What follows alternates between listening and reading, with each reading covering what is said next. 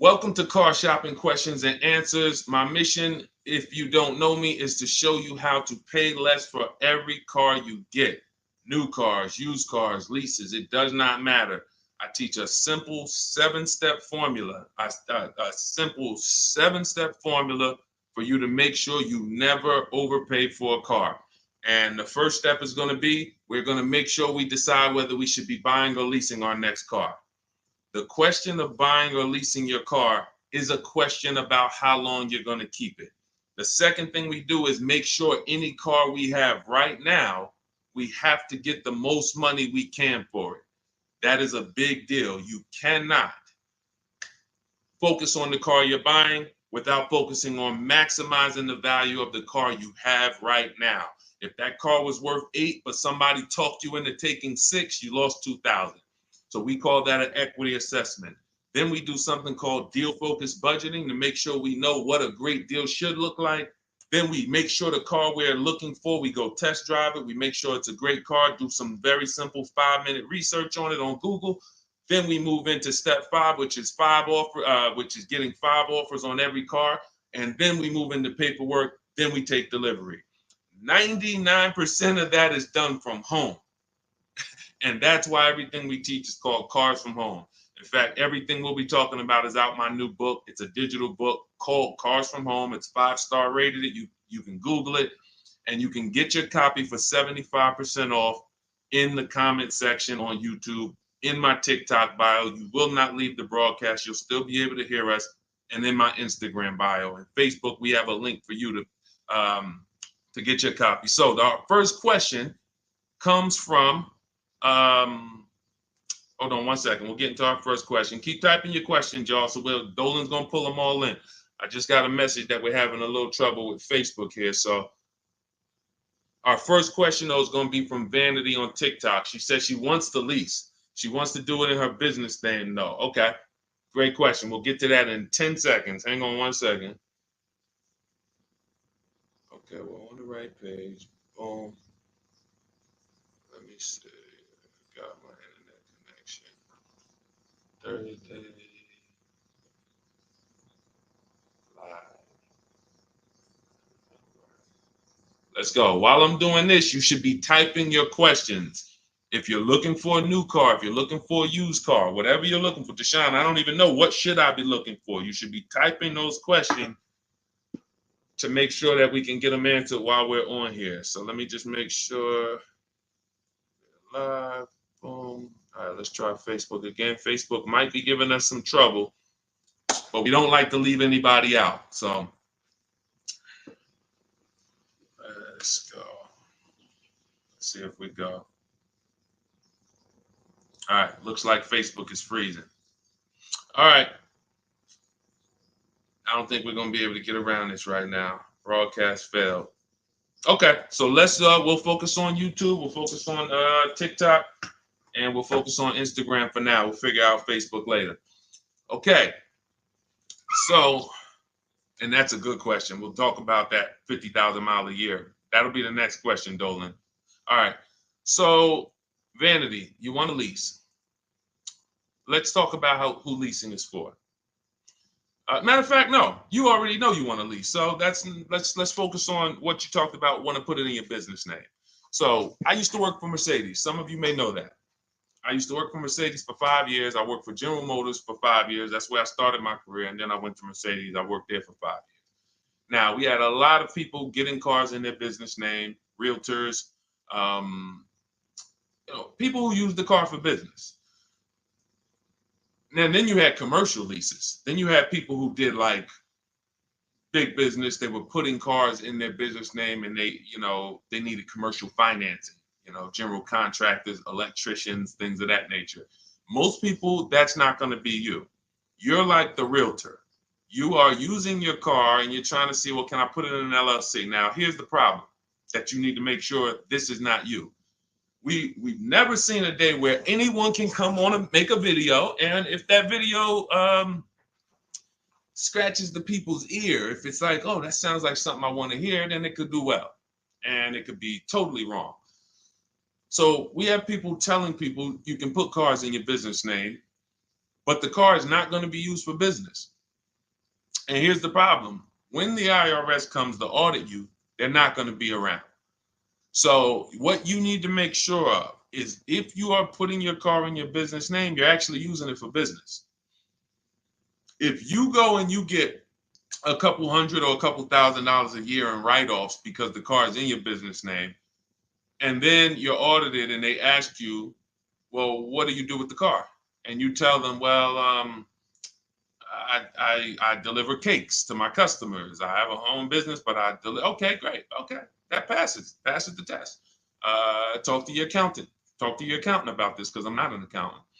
But if you are a teacher and you're buying a car in your business name and you have this LLC that you haven't really kind of decided what your business plan is, but yet you're writing off mileage or writing off payments or maintenance on your car, you have nothing to prove when they come and audit you.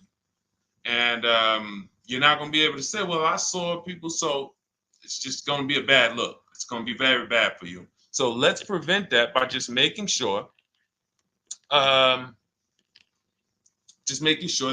if you're going to buy a car in your business name, you'll be using it for business. That's very simple.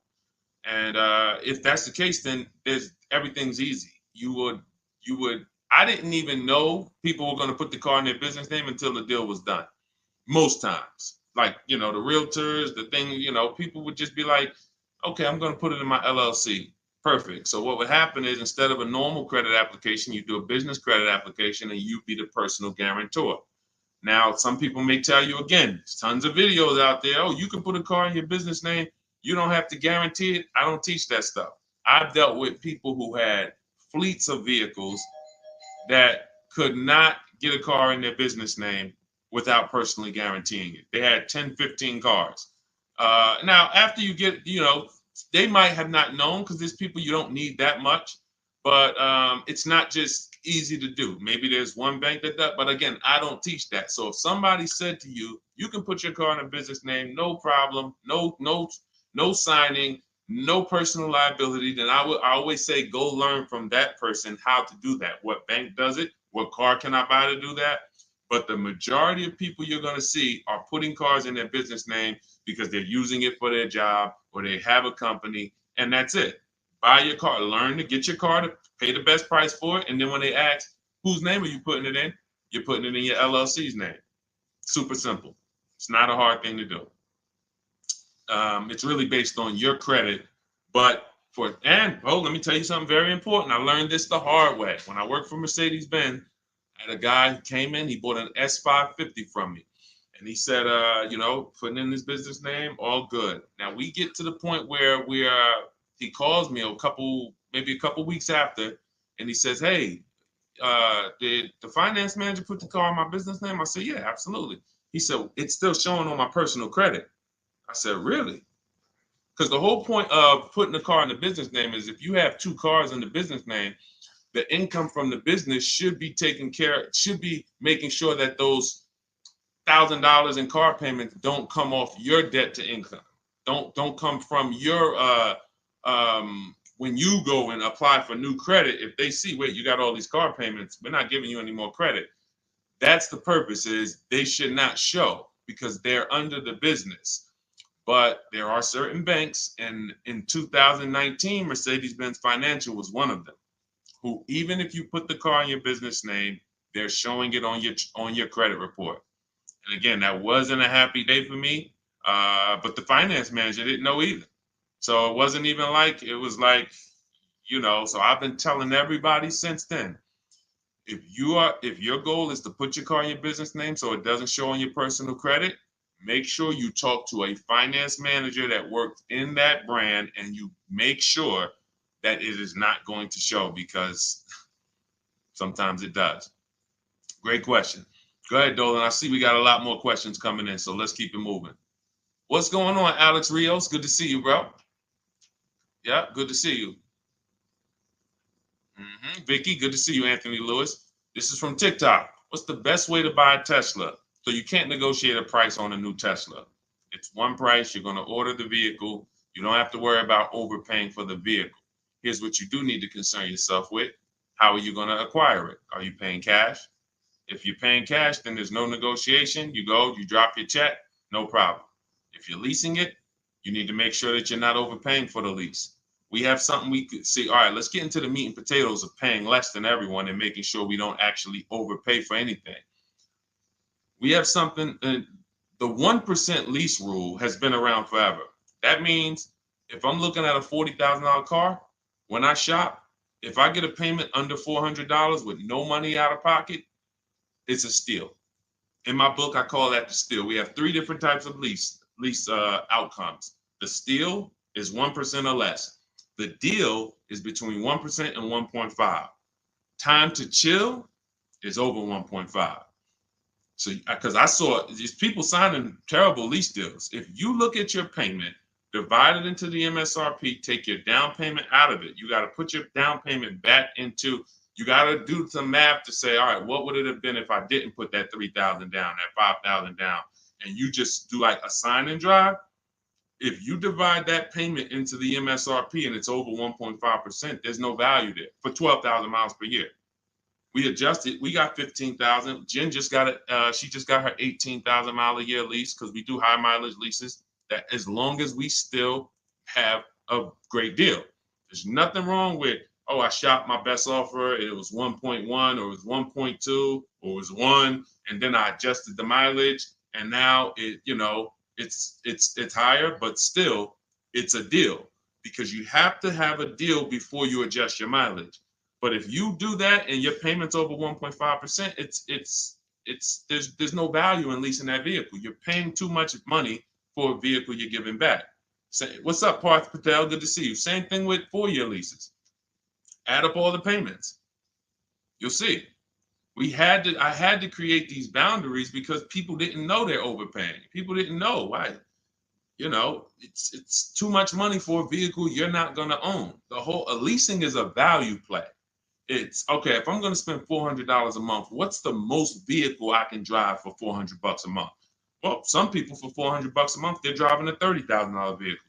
Some people for $400 a month, they're driving a $40,000 vehicle. Some people for $400, they're driving a $50,000 vehicle. There are people who, the better lease value you get, the more value you have. It's just, leasing is a value play. So when you add up all these payments, that's what you need. So that's what you need to concern yourself with if you're going to lease the Tesla.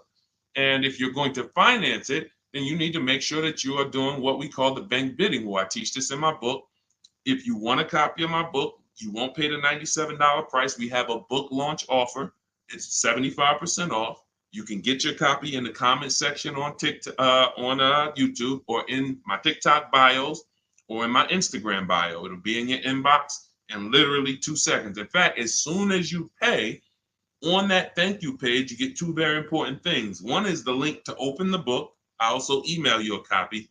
And then I tell you, screenshot that page so that you can have the support email. I also have the support email for my team on the screen here on YouTube. This is only for book deliveries. Do not write us with questions. We have, this is how we help people. We have our boundaries of how we help people.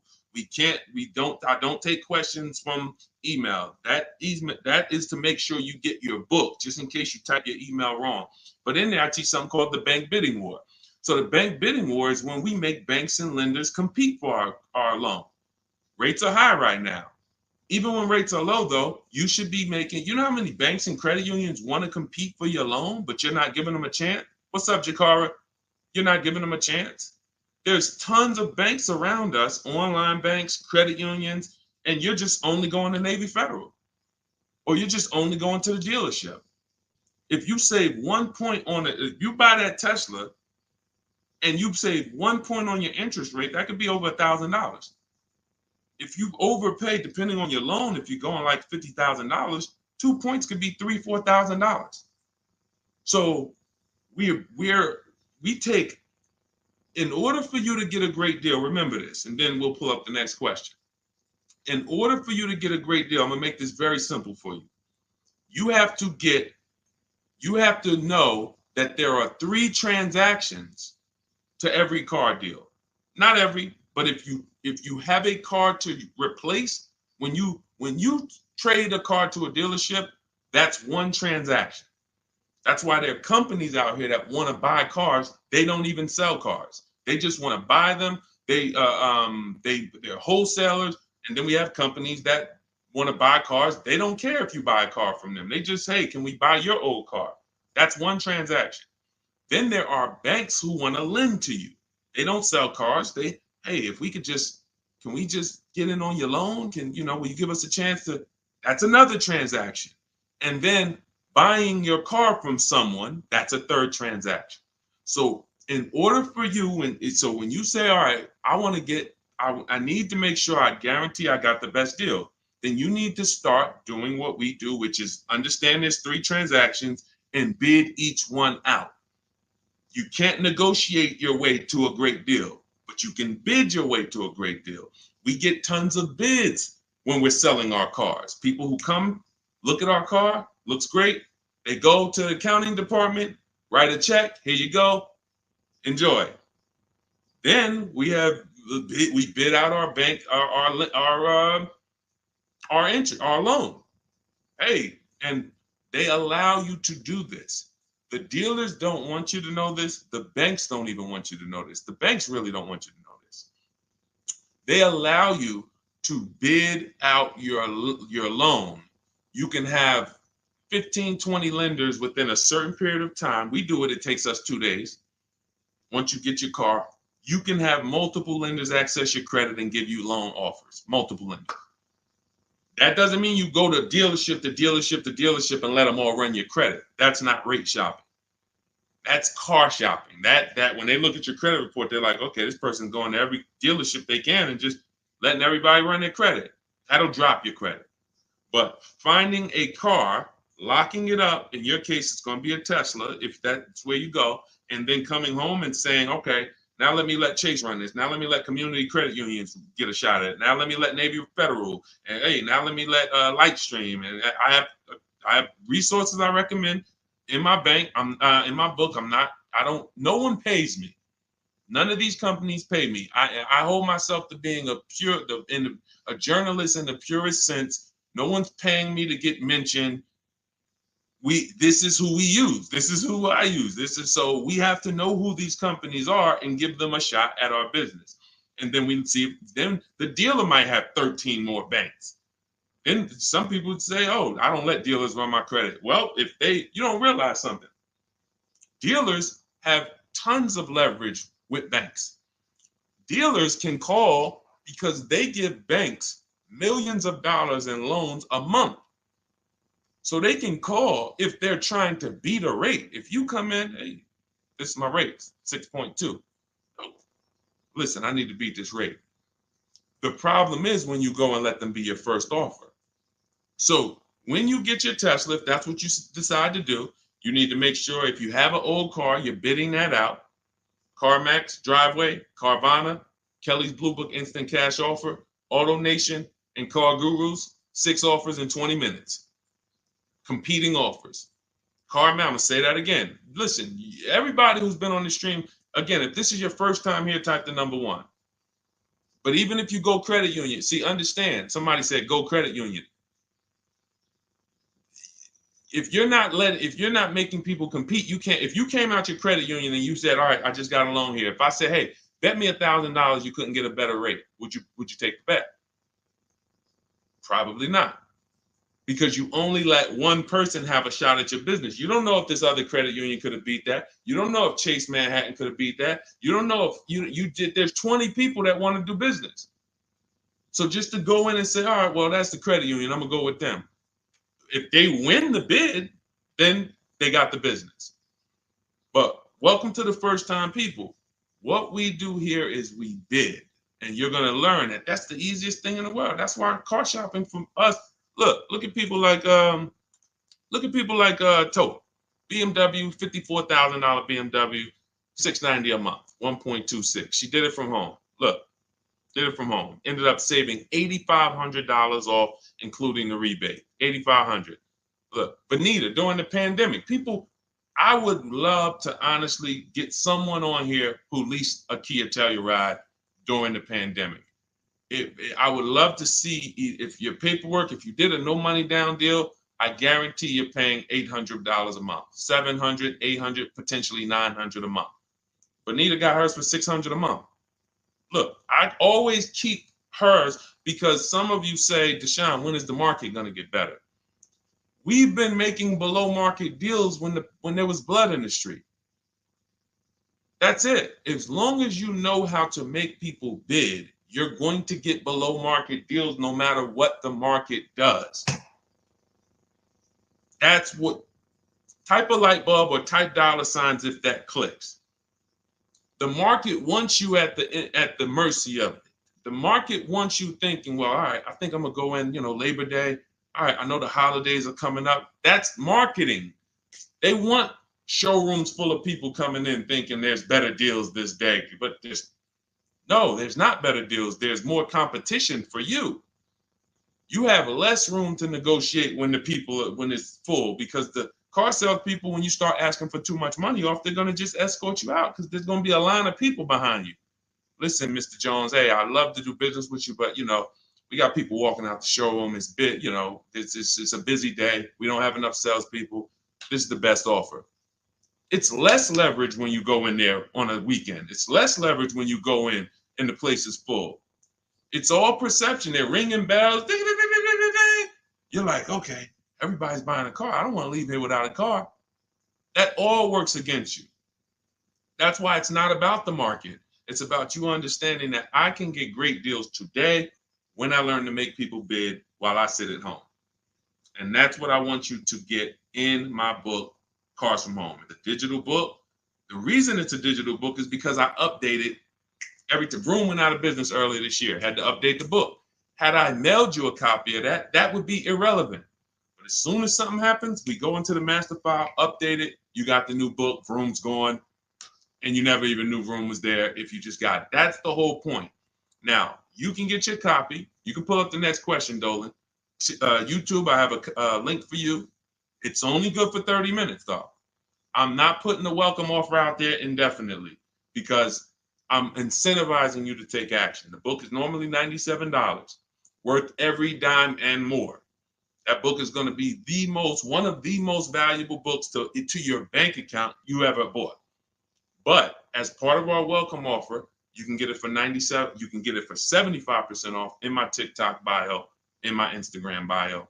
Go there now, get your copy, come back to the stream. Make sure you save the thank you page because that's where your book is. I'll email you a copy as well. And that's where the support email is, just in case you look in 10 minutes and that book's not there. It's usually because there's a typo in your email, but you'll have the support email so my team can get it for you.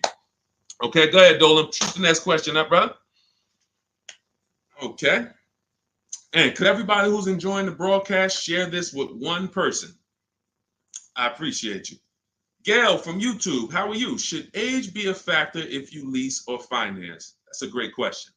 Oh, she's 70 years young. No, it's only a matter of how many years you're keeping the car. I'll give you an example. Felicia came in she started working with us, pandemic. I might have a picture of her BMW she got. She never thought she could afford a BMW because who knows how every $5,000 on a car loan is about how much per month. And this is why you'll understand leasing, if you're not keeping your cars 8 years, is going to allow you to drive cars that you didn't think you could drive before. I had 4 Infinities that I leased. Before I bought this Infinity truck, I had 4 that I leased. And I know I'm talking to some people and you're like, Deshone, I was taught never lease cars. If that's you, be honest. Type I was. Type, me or I was. You were taught never to lease. I want to tell you that the people who taught you that, the people who programmed you, Dave Ramsey might have been one of them. Dave Ramsey does a great job helping people get out of debt, helping people invest in the stock market. God bless Dave Ramsey. He's helped a lot of people do that. But when it comes to cars, he has cost you more money than he's going to give you back. The bad leasing advice is totally wrong. And in fact, I'm going to prove it to you. When you look at a great lease deal. Look at Ansley. Ansley gets a 2024 QX60 Infinity $58,000 truck. He's paying $554 a month. Every $5,000 on a car loan is about $100 a month. So when you walk into a car dealership and you're shopping, you're looking at a used car, you're looking at a new, when you see $10,000, you should think to yourself $200 a month. You see, oh, I see you asking 25 grand for that. You should think $500 a month. Oh, that's a $50,000 vehicle, $1,000 a month. Because here's why that thinking will protect you, because that's based on a 5-year loan. The max I'll ever recommend you go is on the 6 years. You can go 6 years. But anything longer than that, now you're in the 40-year mortgage category. What do you mean 40-year mortgage? Who didn't know that there were 40-year mortgages available? I'll do you one better. Did you know there's 50-year mortgages available? Did you know that? Who right now would sign up for a 50-year mortgage? Anybody? We got a bunch of smart people on here. Anybody signing up for a 50-year mortgage? No? Okay, I didn't think so. So when you go in and you see $1,000 car and you say, all right, every 5,000 is $100 a month. That's going to cost me about $1,000. If you go in there like a lot of people do, and this is again, look, I gotta break the bad news to you. I know that some people like Deshone, I don't like bad news, and you're not gonna like what we do here. That's just it. But here's the thing: I don't leave you there. I give you the bad news to try to show you how much money you're losing, so that you can actually snap into it and get serious about this and start winning the way we win. If I just come to you and say, you're doing so good, your car deals are just so good, that used car you bought, man, you really paid a great price for it. You really got a quality car. You got a below market deal, but let me help you do better. You'd be like, no, I'm actually doing good. I have to come to you and let you know that if you don't know the new price of the used car you bought, you don't know how much it was when it was new. How do you know how much discount you saving? All of these things that is like bad news first, that's what we got to do. So when you say if you don't know that every 5,000 is $100 a month, here's what you do. You go into the dealership and you say, all right, you look at the same $50,000 car that should register at about 1,000, and you say something like this. Could you get that to like 700, something like that? Okay, how much money could you put down? I could probably put down like 10. Okay, even if you put down 10. Now that should, in your mind, if you went from that 50,000 to 40, you should be like, okay, well, even if I put 10 down, I'm still going to be around 800. But here's what they're going to do. They're going to put you into a loan that's so long, you're not going to even realize it. And I've had people come to me with cars and they're like, D, man, I think I'm ready to switch this car, man, but the dealer telling me I can't get out of it. I said, all right, how much you paying? All right, payment's not too bad. All right, you know how many years, how long is the loan? Oh man, I ain't even asked. Okay. You already telling me where we're going. This is gonna be bad. Man, you in a 96-month loan. You in an 84-month loan. That's what not having these things in mind becomes. So going back to Ashley here, if he walked in to get that same 2024 Infinity that he just leased for $554 a month with, look, first month's down, first month payment, he gave him $554, drove off in an almost $60,000 car. That would be $1,200 a month almost. $1,200 a month. I told you, 4 leases I had.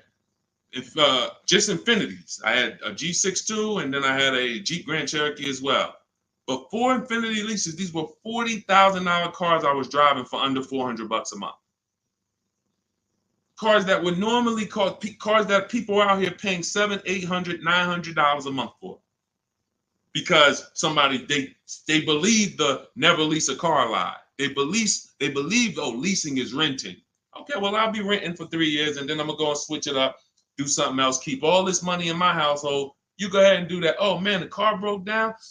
Man, yeah, man, it's 5 years old. Now, oh, you don't have a warranty? Nah, the warranty just expired. All right, man, listen. You go ahead and do that. That's why I say to people who you believe they owe you money. Just learning about deal structure, you'll be like, that's why I tell you, you can't get a great deal if you should have leased what you bought. So, Gail, to answer your question, no, has nothing to do with age, has everything to do with you asking the first question in my book, the most important question, which is, how many years am I going to keep this next car? That's the question you ask yourself. If y'all are enjoying what you're seeing on TikTok, could y'all keep tapping the screen, run those likes up? Can we get those likes over 1,000, 2,000? Let's just run the likes up if you're enjoying what you're hearing. That's the issue. You always ask yourself, this is the question you ask yourself, all of you who are car shopping right now, how many years am I keeping the next vehicle? And if it's 8 or more, then you're going to shop for a below market purchase, new or used, depending on your budget. If it's less than 8, if you're like, I'm honest, man, I don't think I'm going to keep this thing 8 years. You should be shopping for a below market lease, and it's not even close. It's not even close. All right? Doesn't have anything to do with your age, Gail. Go ahead, Dolan, shoot the next one up. All right. Great questions today. Keep typing your questions, y'all. We'll get to as many as we can before the stream ends. All right. This one's from YouTube. I drive up to 50,000 miles a year for gig work. I would like to lease. Here's the problem. High mileage leases are a thing. So we get a chance to dispel a myth right now, which is, oh, that leasing, they limit you on mileage. You choose your mileage. Most vehicles will write you a lease contract up to 30,000 miles per year. And I learned this when I was a manager at Hyundai for 6 weeks. It was a rough dealership. It was on the highway. People were fighting in the back, drugs in the back. It was rough. So 6 weeks I was there, and then I was like, all right, this ain't for me. But in that time, I learned something that I had never learned before, being with GM and with Mercedes. Person comes in, they drop off their lease, and they're like, I go in, we got to get the mileage off the car. And I see it's like 72,000 miles on the car.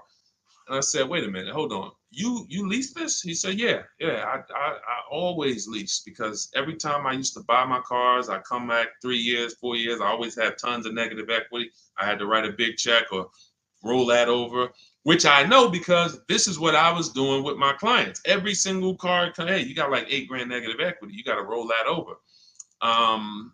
But once I saw how he was doing it, I said, wait, hold on. I looked at his contract. He was only paying like $175 more a month than the normal lease rate. Literally $175 more per month. He gets 25,000 miles a year. And I'm like, this is great. Because $175 per month more times 3 years is much less than if he brought that car back and had to write a $12,000 had $12,000 in negative equity, which a lot of you high mileage drivers continue to have. You have the worst negative equity more than anyone. Normal drivers who buy, but they should be leasing, they're going to have $5,000-10,000 in negative equity. High mileage drivers, you guys could have 10 to 15, 18,000 because you're depreciating the value of your cars. Your car's value is like this, but your loan is just moving very slow. So that's when I started telling people about high mileage leases. Now, I haven't, in your particular case, what I would probably recommend, I have 2 high mileage strategies in my book for short-term people. One is a high mileage lease. One is something I call two cars, one payment. 2 cars, one payment is I'm going to buy my first car, or you may own a car now, and you're going to pay that car off.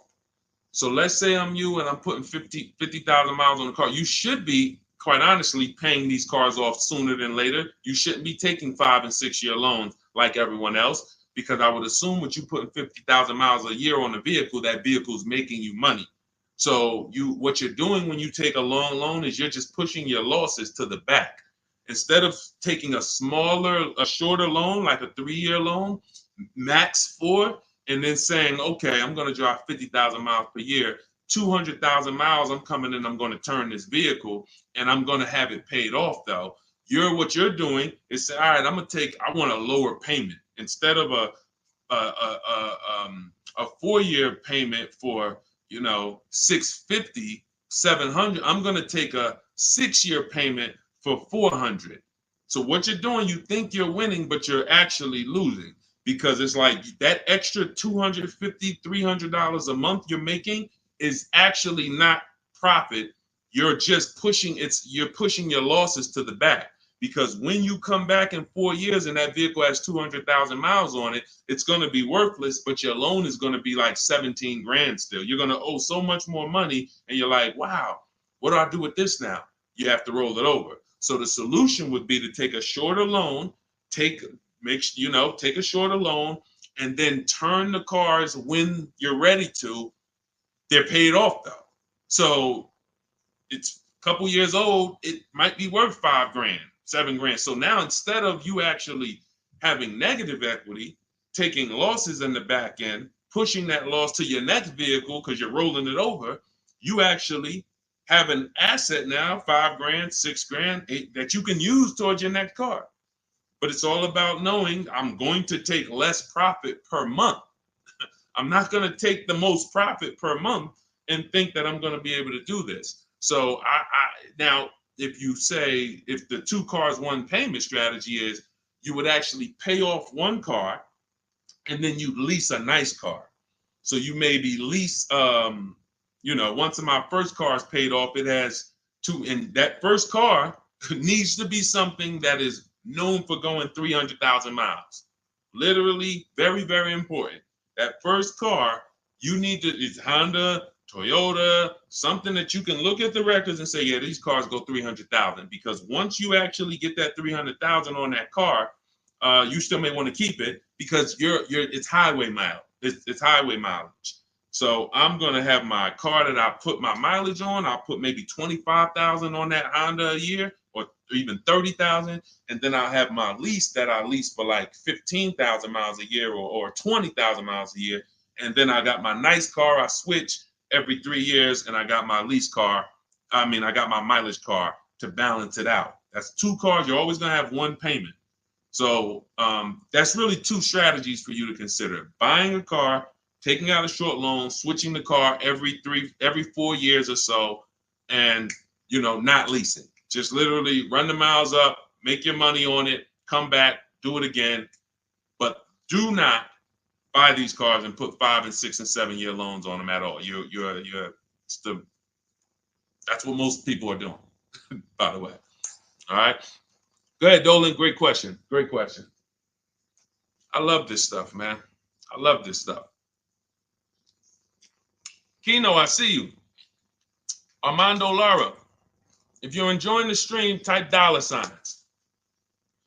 If you're enjoying the stream, type $signs. $signs. I already know this stuff. I already know this stuff. I need you to know it. I need you paying, I need you confident in your deal. All right. TDA Tastemaker from Instagram. If I have a car in my possession, but I defaulted on my loan, but I still have the car, what's the best way to get my title? I don't know. You're not paying the loan, you defaulted on it, and you're trying to get the title. No way. There's no way. They're not going to release the title until it's paid off. Got to figure out a way to pay or sell. I don't even know. Can you sell it? Depends on where you are. How far behind are you? We can try to get out of that car, go into something less expensive. I would try to sell the car. I would go on CarMax, Driveway, Carvana, KBB Instant Cash Offer, AutoNation, like Car Gurus. Get my 6 offers, see if you can sell it. Go into something less expensive, because that repo is going to follow you. So what's happening is this is baggage. This is why I need you to either fix your credit over the next couple years.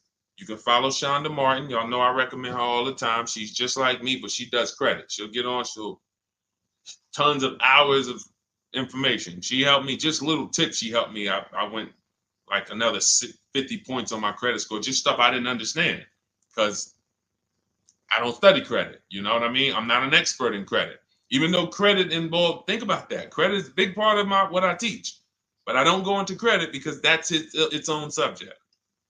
So Dave Ramsey would be like, hey, well, a lot of my people are buying cars. I guess I'll talk about that too. No, let the experts talk about that. You go find the experts and bring them to your people. So I always say, I don't talk credit, follow the experts.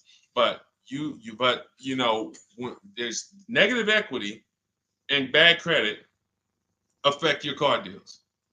So the mission is, how do I make deals without negative equity? You got to know the cause. You should be leasing, but you keep buying. You should be shopping for below market leases, paying cents on the dollar, but you keep buying. Second cause, the second thing affects your deal is bad credit. So we got to make sure that we are working on our credit, and until your credit is fixed, you should be driving something inexpensive. Get the least expensive car you could afford. I mean, that'll Facebook Marketplace, drop $2,000, $3,000, $4,000. Find someone who's an owner. You want to find someone. I picked up a car because I work from home. We have another car. We got the Infinity truck. I picked up a car from a grandfather. He was 98 years old, and he owned it for 10 years, and it had 70,000 miles on it. It was an '08. I said, listen, how much? He said, $3,700. I said, all right, let's go. It's a great deal, and it's just my point A to point B car. Why do I need a car that I'm going to tie up a bunch of money in to go? I drive that car 1,000. If I drive that car 100 miles a month, 200 miles a month, that's a lot. You have to know, and I call this in my book, the SMART strategy. It's called saving money at the right time. If your credit is not right, you don't need to go out and try to flex. You need to be trying to get something inexpensive. Oh, but they're going, man, I can't pull up like this. Then you go ahead and be financially foolish. Go ahead, pay 19%. Go get the Dodge Charger you want and pay 20% on it. And you're gonna overpay for the car. Go ahead, do that. But don't say I told you to do that. So what I'm doing is I'm getting an inexpensive car that I'll find on Facebook Marketplace that an owner has had in their driveway. They know everything about it. Pick it up for a couple grand. Don't buy from these dealers who pose as owners who just got the cars from auction. You ask them, hey, how long you had it? Hey, what happened? They don't know anything about it because they just got it. And I'm getting an inexpensive car until my credit is established. And what I would be doing is literally driving that car for 18 months or 2 years, getting my credit right, and then I'm going to lease something brand new. And be like, Dad, so you just went from that car to pulling up with something brand new? How you do that? I had a plan. That's how we do. So all of this, everything I'm teaching is out my new book. It's called Cars from Home, 7 Steps to Saving Time, Money, and Avoiding Dealerships. It's normally $97. You can Google it. It's 5-star rated. I think we have, how many ratings do we have now? I think we have, thank you to everyone who's reviewed the book, who's rated it. I appreciate it. 58 ratings. Appreciate it. You can read what people say about it. You can see how they've used it. You can see everything. So you won't pay the normal $97 price. If you go to my TikTok bio, as long as you get there before that timer hits 0. If you went to that page and that timer started clicking, once it's 0, it goes back to $97. You won't get the 75% off. So go back, get your book, and then you can come back to the stream. But make sure when you get your book, you save the thank you page so you can have the support email just in case your book doesn't hit, you usually type your email wrong, you type in too fast.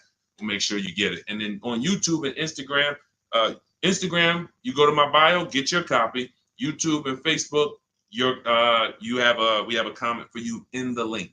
We have a link for you in the comments. Next question, Dolan. Go ahead, man. This one from Instagram. I'm doing a regular lease. I need help. Can you explain the 1.2? Okay. Can you explain the 0.125 APR again? Should that be close to my monthly payment? Can you help? I'm trying my best, but they're trying my patience. So, first thing you're going to understand is the 1% rule. All right. When we go out to lease a car, in our deal focused budgeting step, this is something in our step 3 in my book. It's 7 steps. It's called deal focused budgeting. That means we are budgeting for what a deal should be, not for what we could spend. So if we're looking at a car that's $40,000 and we're like, okay, I'm going to shop for that car. When we're basing everything on the 1% rule, which is 1%, a 1% payment is 0.01, 0.01, $400. So you take the MSRP, $40,000 times 0.01, $400. That's the 1% lease deal. Anything lower than that, now you don't get these deals by negotiating. We get multiple offers. Some people are like, Deshone, I can't get no deals like that. Well, we got tons of them. If y'all want me to show them to y'all, we got tons of them. But anyway, that's a steal. That's not a deal. I call that a steal. Anything less than this, you stole a vehicle. Now, the 1.5% rule, which is 40,000 times 0.015, that's the max. That's the max. We're not going higher than that because once you add that up for 3 years, 36 months, 21,600, that's right around the cap of where we're gonna, because you got 40,000 plus taxes and everything like that. So call it around 43, 45. You want to pay no more than like 21.6 over 3 years. That's the cap. And if that's the best offer, it could be the lease program. They don't have much support. They got a high money factor. They got not much rebates, high demand, whatever it may be. But once we get 5 offers, if it's over 1.5%, we don't get those cars.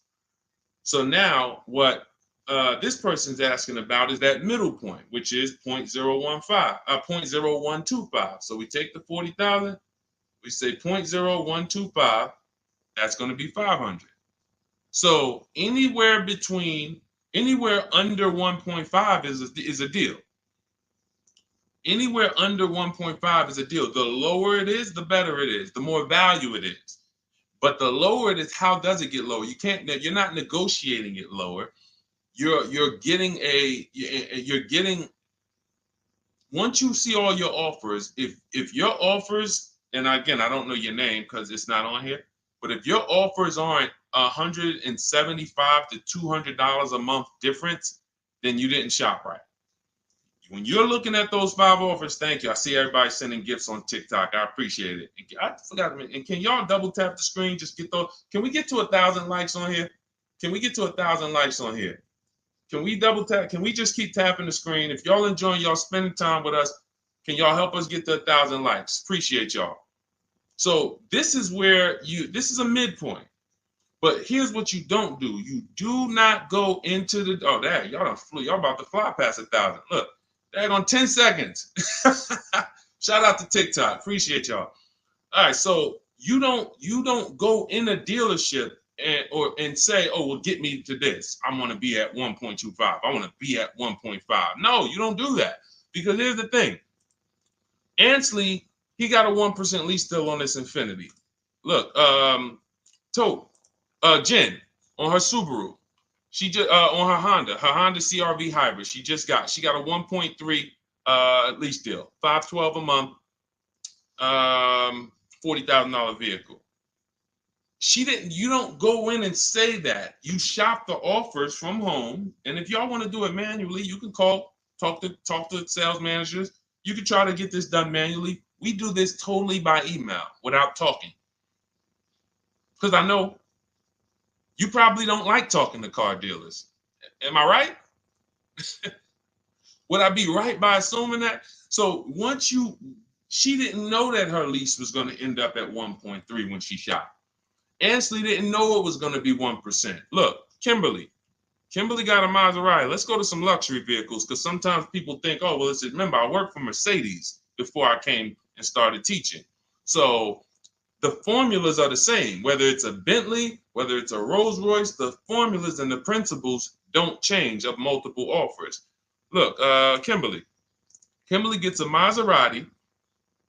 She's paying, it was a $91,000 vehicle, 92 almost. She's paying $944 a month for it.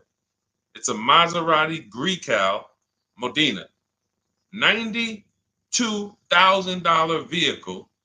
She's paying $944 a month for it. She didn't know that she was going to save $20,000 off. This is the other post. Look, she didn't know they were going to knock $20,000 off the selling price. You don't know that. You come in, you trust the process, you get the multiple offers, and then you look at the best offer. If the best offer, whatever the best offer lands at, as long as you see a bunch of other higher offers, now you know you shopped the market correctly. You found the 20% dealer, we call them, that beats all their competition. And now there's your deal. This is for new cars and leases. Used cars, different strategy. Different, still multiple offers, multiple options, but it's a different strategy. That's in my book too. But I want to make sure you understand this. That is how you do it. The 1.2%, 1.25 is just a middle ground. But when you shop your offers, just make sure they're all under 1.5 and then pick the best one. If the best offers is over 1.5, you got 1.6, 1.7, 1.9. That's a bad lease program. That means there's no support there. As long as you see a spread, if there's no, like, man, all of these offers are over 1.5, it's a bad lease program. High interest rate, probably terrible residual, no rebates, no incentives. That dealer who's the lowest is discounting the car. It's not their fault. They can't help the lease program. So the better you get, the better the lease program is. When you shop, you'll be closer to 1. The tighter the lease program is, when you shop, you'll be closer to 1.5. But as long as you're under 1.5, it's great value, much better than buying, paying cents on the dollars. It's a win. All right. Go ahead, Dolan, shoot the next one in. And I think y'all see, I have to answer these questions thoroughly. If y'all will want me to zip through them, let me know. Type zip or type either Z for zip through or D for details. Because listen, I'll run it however y'all want it. If y'all want me to do these quick, don't go into the details, just kind of give us the zip answers, then I'll do that. But I see a lot of people talking about, okay, they want it in detail. Perfect. That's what I thought. So we're gonna keep it going that way. Now, T, on TikTok, you said, "Can you do my deal for me?" So here's the thing. People say, "Deshone, can you come to the dealership with me?" I don't go to dealerships. That I'm trying to get you not to go to dealerships. So, but we do have a look. If you can go to my TikTok bio, you can see there's a button there that says "Shop with Deshone," and you can see if you qualify to shop with me. Because everything I do is from right here until we go test drive. Until we go test drive. So, but if you want to learn how to do what I do right here, and you want to do it together, go see if we qualify to shop with each other. I don't shop with everybody though. I can't. So go there. That's a separate thing. And let's go. I think we got time for a few more. This one's from Instagram. I'm looking at a 2024 Mazda CX-5, $39,445. I see a fee listed. What is silent security? That's what 80% of dealers do. See, don't try to change 80% of dealers. They are going to actually charge you as much as they can. When you negotiate with them, they're going to say, "This is my best price." They're not lying to you. That's their best price. That's not their competition's best price. So when you're sitting at home, unfortunately, I think you could be from this mindset. Deshone, aren't all the Mazda dealer prices the same? There are people who think that. There are people who think like, okay, it's like the Apple Store. Like Apple Store next to me, Apple Store in Santa Clara, California, Apple Store in here, it's gonna be, these are all the same price. I'm gonna just deal with who's closer. It's like McDonald's, right? Same price here, let's go to the closest McDonald's. Nope, it's totally different. These are competitors. These are competitors, individually owned franchises. They compete against each other and they try to beat each other, which is why when you get to a dealership, what don't they want you doing? I want to give y'all some time to type this in. What don't they want you doing? Once you sit down in that seat, if they can get you to sit down in that seat, which we don't do. We never talk numbers in a dealership. We're there to test drive. What don't they want you doing when you're in a dealership? Y'all don't need to hear this from me. You've experienced it. They don't want you leaving. Thank you, Smokey. Thank you, Smokey. Newberg, yes. They don't want you to leave. Luis Soto, I see you on Facebook. Don't leave. Look, you had, so now, see, as we pull back the curtain, there's new brain cells that are being developed now, things that you weren't aware of. Now you'll see why. That's why. Because the last thing they want you to do is shop their competition. Their last thing is, hey, what can we do? Just tell me what we can do. That's why they're just gonna sit there. Hey, come on, tell me what's gonna make you happy. Well, what's gonna make me happy is you give me time, let me go home and actually, shop around a little bit. But is there a number? Is there a number that I could offer you where you wouldn't even shop? These are all trained questions to keep you there. I call them the showroom shackles. It's like as soon as you sit down, like a little, boom, little handcuff comes out. You can't go too far. So this is what you want to avoid like the plague. We do not talk numbers in dealerships. We don't talk to salespeople unless we're there for a test drive. These are things that everybody who I'm sharing with you, from Greg to Danielle with her Audi lease, Eddie on his pre-owned, on his Toyota, got a brand new Toyota last year, still during the pandemic. It was still, look, he said, I shopped around. I was able to get everything I wanted, plus more, $2,086 under MSRP in a 1 week window. 1 week. So this doesn't take a lot of time. Some of you like, Deshone, well, I only got a couple days. Could I make a deal in a couple days? Look, not even Eddie. I'll give you one better. Look at Ansley. Ansley's got his, Ansley, look, on his 2024 Infiniti, he said, look, I started the process Saturday. I accepted a deal Monday. I need you getting these deals in 90 minutes. 90 minutes. I have never gotten any car that I ever got spent more than 2 hours on the whole process. Never. From home. Now, I want you to spend more time than that shopping. Shopping is deciding what you want. Going test driving, going seeing cars, seeing options, looking at cars, deciding that. No rush on. We don't let anyone rush us on that.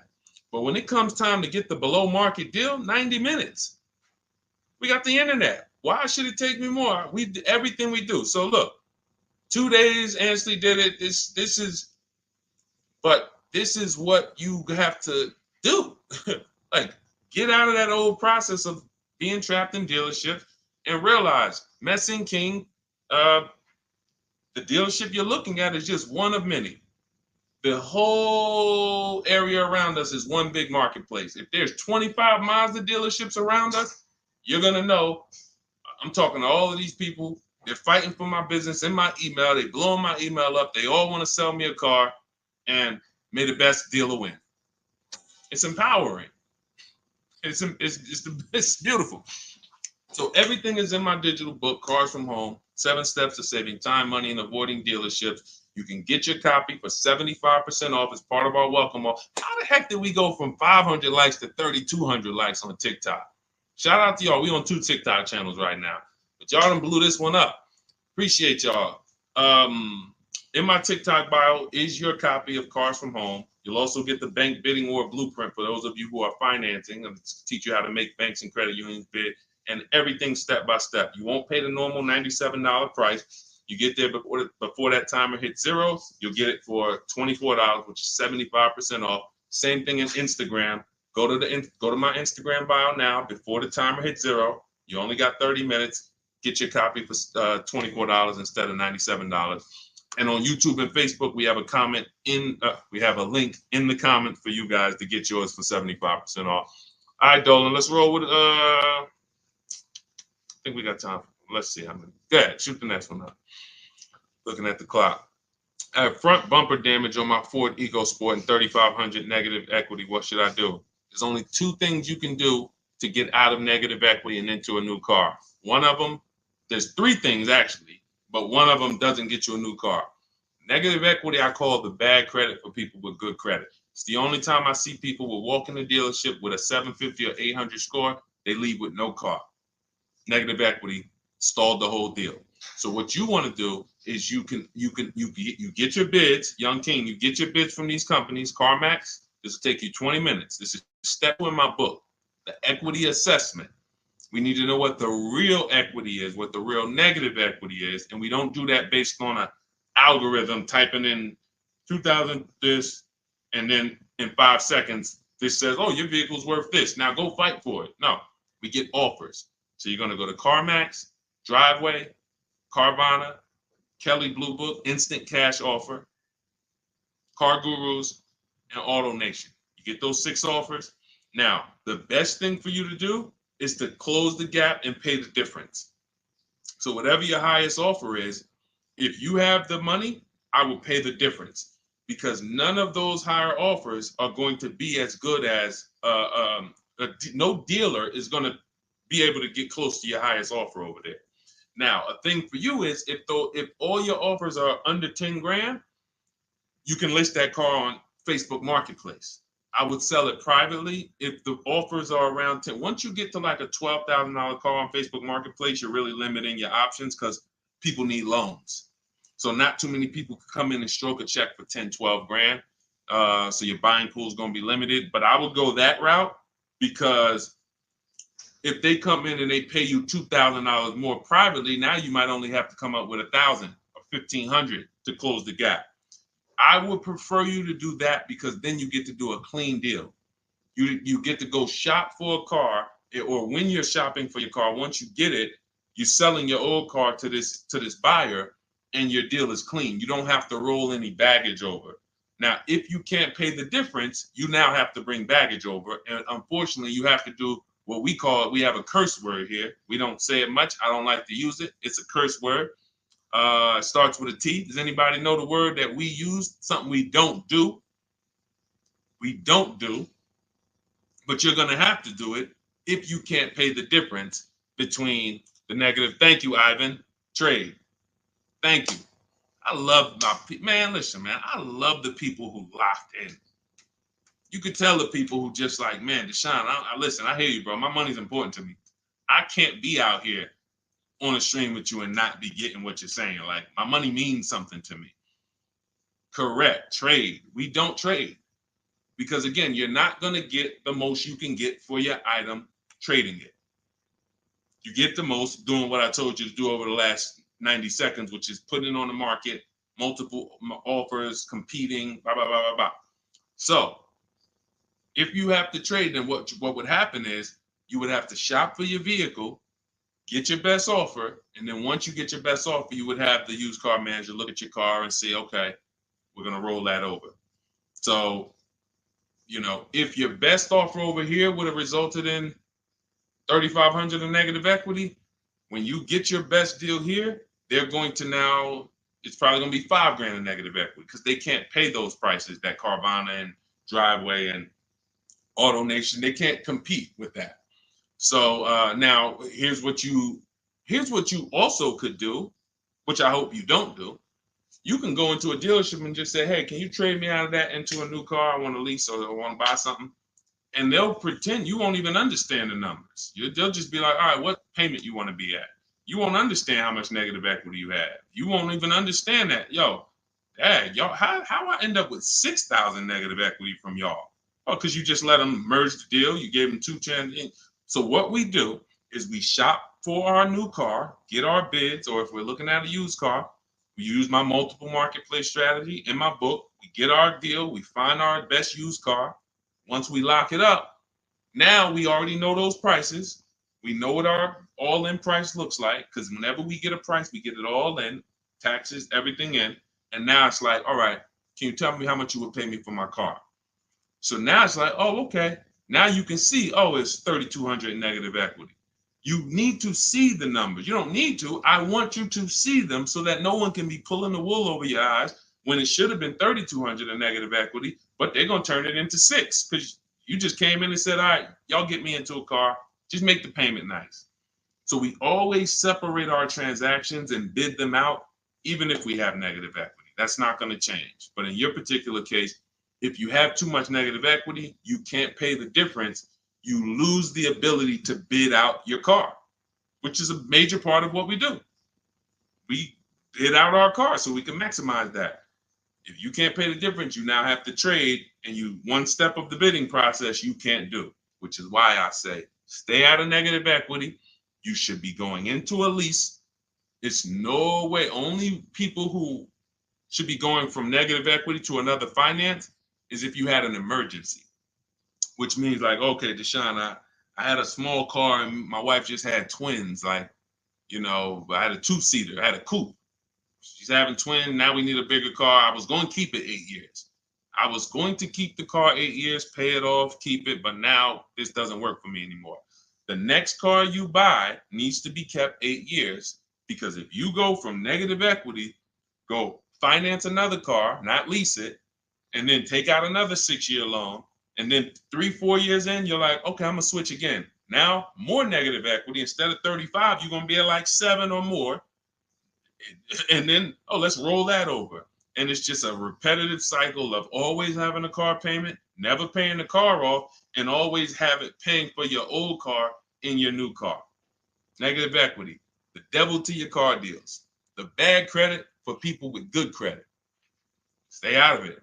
Learn the lease. All right, y'all. Listen, we just hit the hour mark. Great job. Thanks for everybody who tapped in. I hope you got a lot of value out of this. Again, some of you who are like, Deshone, I need the blueprint. I want everything you teach step by step. Walk me through each play. My book is called 7 Steps to Saving Time, Money, and Avoiding Dealerships. It's a digital book. It'll be in your inbox in literally 2 minutes. Go to my TikTok bio, use the 75% off link. Go there, you'll have it. But make sure as soon as you activate that link, Instagram too, you screenshot the thank you page. As soon as you pay, you get the thank you page has the book. You scroll down, it says click here to open your book. I also email you a copy, but I want you to have that support email just in case you type your email wrong or something and it's not there. You can get in touch with my support team so you can get your book immediately. YouTube, we have a link for you, as well as Facebook in the comments. Use the 75% off link. You won't pay the $97 price. But again, if you missed it, and that you was like, Deshone, I went there and that countdown is 0. It's back up to $97. It was a 30-minute offer, and I've been saying that for the last hour I've been on here. So it's still worth it at $97. There's no one who's going to get that book, use it, and be like, Deshone, that wasn't worth $97. You'll be like, Deshone, this is, I got a bunch of books on here. I'm going to end with this. I got a bunch of books on here. I'm going to be honest with y'all. I can't tell you if any of these books are actually saving me thousands of dollars. A couple. I got some good ones. Don't get me wrong. This will be a book, when you look at all the books you ever got, this will be top 3, guaranteed, where you said, this book saved me more money than any other book that I own. Top 3. That's Cars from Home. And that's the standard we hold it to. It's already 5-star rated. And if you use it already, please go to Goodreads and add to the ratings. We'd love to see it. All right. I'll see y'all on the next stream. It's always a pleasure. God bless you. Keep winning. And make sure you send me your success stories by email. I want to see your car deals. All right. God bless.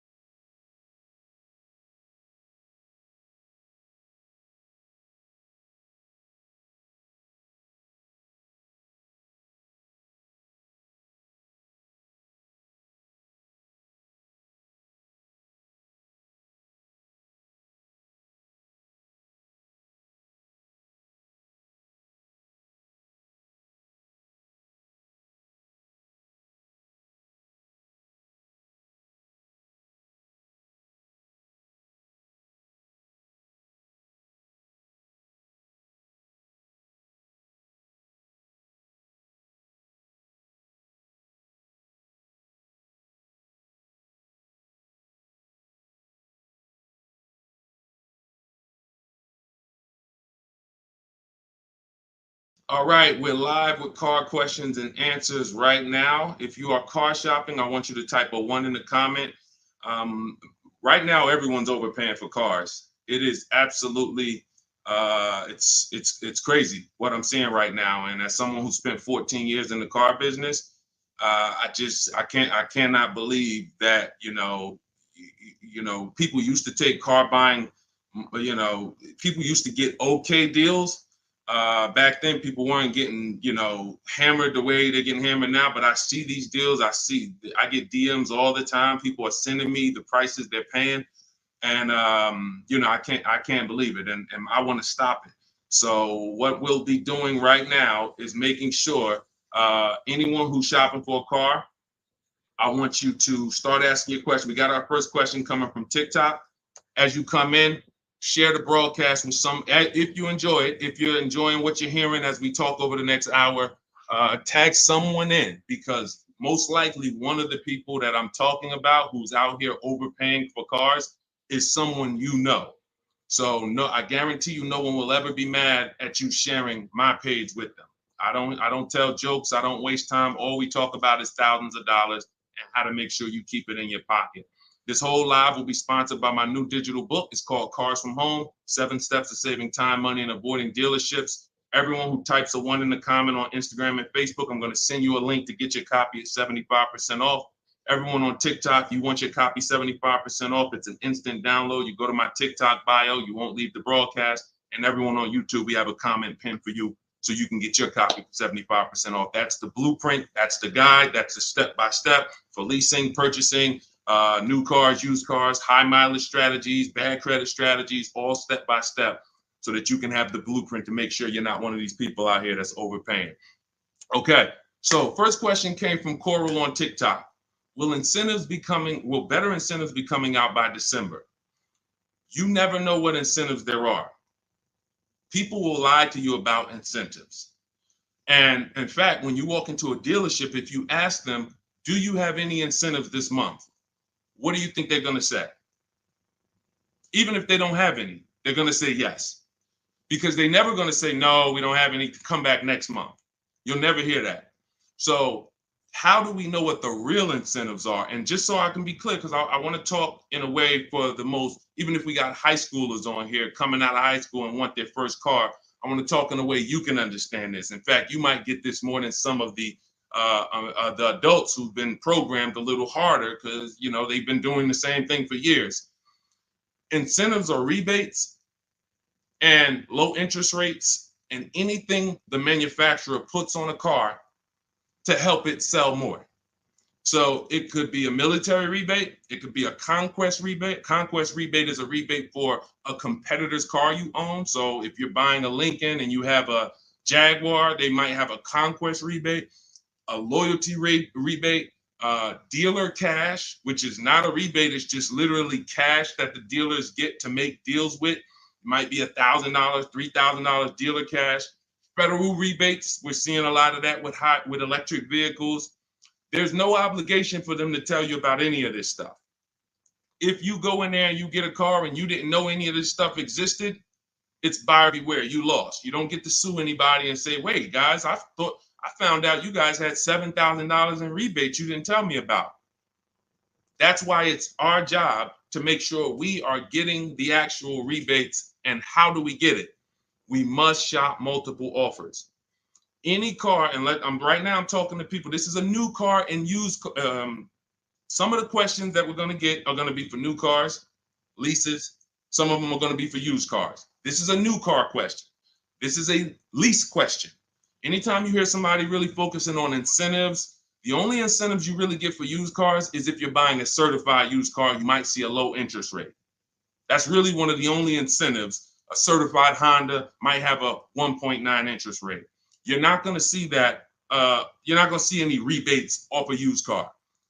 But when it comes to new cars, oh my God, like I said, you could be $5,000, $10,000, $15,000 in rebates. In fact, Sean right here, check this out. Sean, who picked up his F-150 Lightning, I'm showing it on YouTube. So I know you guys on the other platforms can't see it, but on YouTube, Sean got an F-150 Lightning and the rebates totaled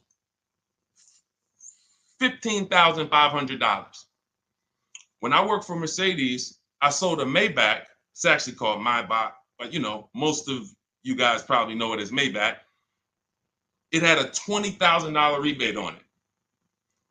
So if you come in there, somebody asked yesterday, we were live streaming, right? And the guy's like, how do I get them the invoice price? Invoice price, that's 2004 internet stuff. Without knowing that you're getting the biggest discount and all the rebates, you got nothing. And that's what you need to know. How do you do it? You got to realize 4 out of 5 dealers are going to lie to you. They're not going to tell you about all the rebates. They're not going to tell you about some of the rebates. They might say, hey, we don't have any rebate. And then later they'll bring them. The only way for you to get them is for you to get multiple offers so that you can see that. I always suggest 5 offers. I have a strategy in my book called the 25 to 5, where we connect with 25 dealers online. That gets us 5 offers.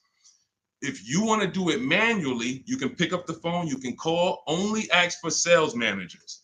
Do not deal with salesmen if you are going to do this, because then you're going to be, I'm telling you, I spent 14 years in this business. Only if you're going to do it my way, you'll do it only by internet, no talking. If you're not getting the book, if you don't have my book, then you say, all right, I'm going to do it the manual way. Call, only speak to sales managers, or your life is going to be hell trying to get these offers. And you need to get at least 5, because as I said, once you get one offer and you be like, oh, wait, this person took off $1,000. That's their best offer. Then you get another offer. Wait, this person took off $3,000. That's their best offer. Oh, this person said it's $3,000 rebates and they took off another $3,000. They saved me $6,000. Oh, that's their best offer. Then you're going to start to see how people are out here overpaying, because they're not shopping multiple offers. They're getting one quote, going into their local dealer and saying, okay, do the best you can. And then they're signing just the deal, feeling, oh, I negotiated for 6 hours. This got to be a good deal. No, it's not. So you must, don't worry about what a day, Coral. Don't worry about, oh, the incentives will be good in December. Shop now, see what the incentives are now, and then shop them again next month and see if they change. And then in the holiday time, shop them again. But you're doing this by phone, or in my case, we do it by email. You're never going to be able to do this going into dealers. And I think for those of you if this is your first time on a broadcast with me, type first. First time you've ever been on a live stream with me, type first, because you may not be familiar with anything we teach here. Anything we teach here. And so this is going to be an unlearning process for you. I see you, Arlie. Good to see you. Okay, I see you, user 609. You don't have a name, so I see you, Nadine. Welcome. I see you, 357 Scene. I see you, I Spent Cinematic on Instagram. I see you, Just Too Blessed on Instagram. All right, well, type up everybody who's been with us for a while. I want you to type welcome to all the first-time people. I see you, Maurice Jenkins on YouTube. I see you, Libo on YouTube. Everybody who's been here before, you kind of know a little bit about the foundation, or you've been mastered this. Maybe you got cars using what we teach. Type a welcome to the first-time people, so we can let them know, welcome to the new way. Welcome to the new way. There's gonna be a lot of unlearning, but we're going to try to make it as comfortable as possible for you. But the major thing that you need to understand right up front is I teach a philosophy called cars from home, which means you can get your best offer, below market offers that no one else is getting. You can pay prices that no one else is paying without ever leaving your house. And in fact, the only way for you to guarantee that is to make deals from home, because this is where you're in control. This is where you can't let your emotions get out of control and make a bad decision. And this is where you can use the internet to talk to multiple dealers at one time and have them bid for your business. All right. Go ahead, Dolan. Everybody type your questions. We'll continue to get to them. Coral, I think you kind of got the premise of what we're, what you need to focus on first, which is, unlearning the waiting for incentives and shopping wide, talking to multiple dealers, and actually monitoring the incentives from month to month yourself. Okay, what's up, D? This is Maurice from YouTube. What's up, D? I want a pickup truck. I like the Chevy Silverado. Okay, I know you said not to lease a vehicle you like. Okay. When did I say that? I know you said not to lease a vehicle you like. So I'm getting confused on financing and leasing. Okay. Okay, let me be clear. I never said don't lease a vehicle you like. I know you hear a lot of stuff from me, and that could be you might have gotten confused somewhere. It's all good. Here's how who's ready to finally put the leasing versus buying to bed forever. If you're ready to put The leasing versus buying. All right, Deshone, I hear, should I lease or should I buy? If you just type ready. If you're like, you know what? I hear videos from you, Deshone. I hear people from, I never used to hear videos about leasing 3 years ago. Now all of a sudden everyone's talking about, hey, you should be considering leasing, ready to consider leasing. I love numbers. And I love making the numbers easy for you. If I can't make the numbers easy for you, then I can't do what I'm called to do. The easy way to know from now on, should I buy or lease a vehicle, is to ask yourself, how many years am I keeping the next vehicle? When you're considering a lease, you're considering how you're going to beat depreciation. I see y'all tapping the screen. Every time you hear something on TikTok you like, just double tap the screen and y'all keep running those likes up. I appreciate it. TikTok brings more people over here. And, you know, I appreciate you guys. You guys help this message spread.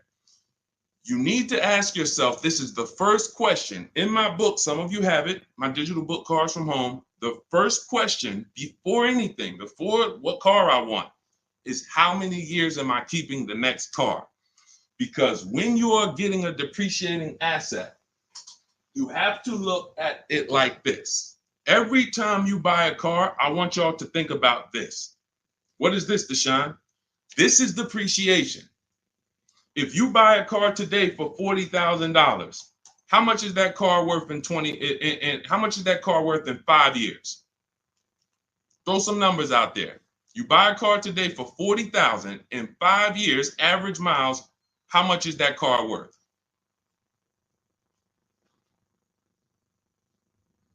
How much is that car worth? Throw some numbers. 22. That's a good estimate. That's a good estimate. 357 said 4,000. You're not losing that much unless you just bought trash. Now, there is something coming to electric car owners soon, and we'll talk about that. Remind me to talk about the huge warning I have for electric car owners before we end it. 20,000.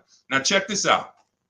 If you buy a car for 40 and it's worth 20, okay, that's good. That's half in 5 years. I think it's going to lose more than half in 5 years, quite honestly. But when you're getting your car, you're trying to ask yourself, how am I going to beat depreciation? How am I going to prevent having something that I tie up money in for 5 years and that money is just losing value every time? Now, the way you beat depreciation is to keep the car a long time. Who has a car outside right now that they've had it more than 8 years? Type me. You know, if you have that car more than 10 years or 8 years, 10 years, you're not worried about what it's worth. It's going to be worth the same next year, about the same next year as it is today.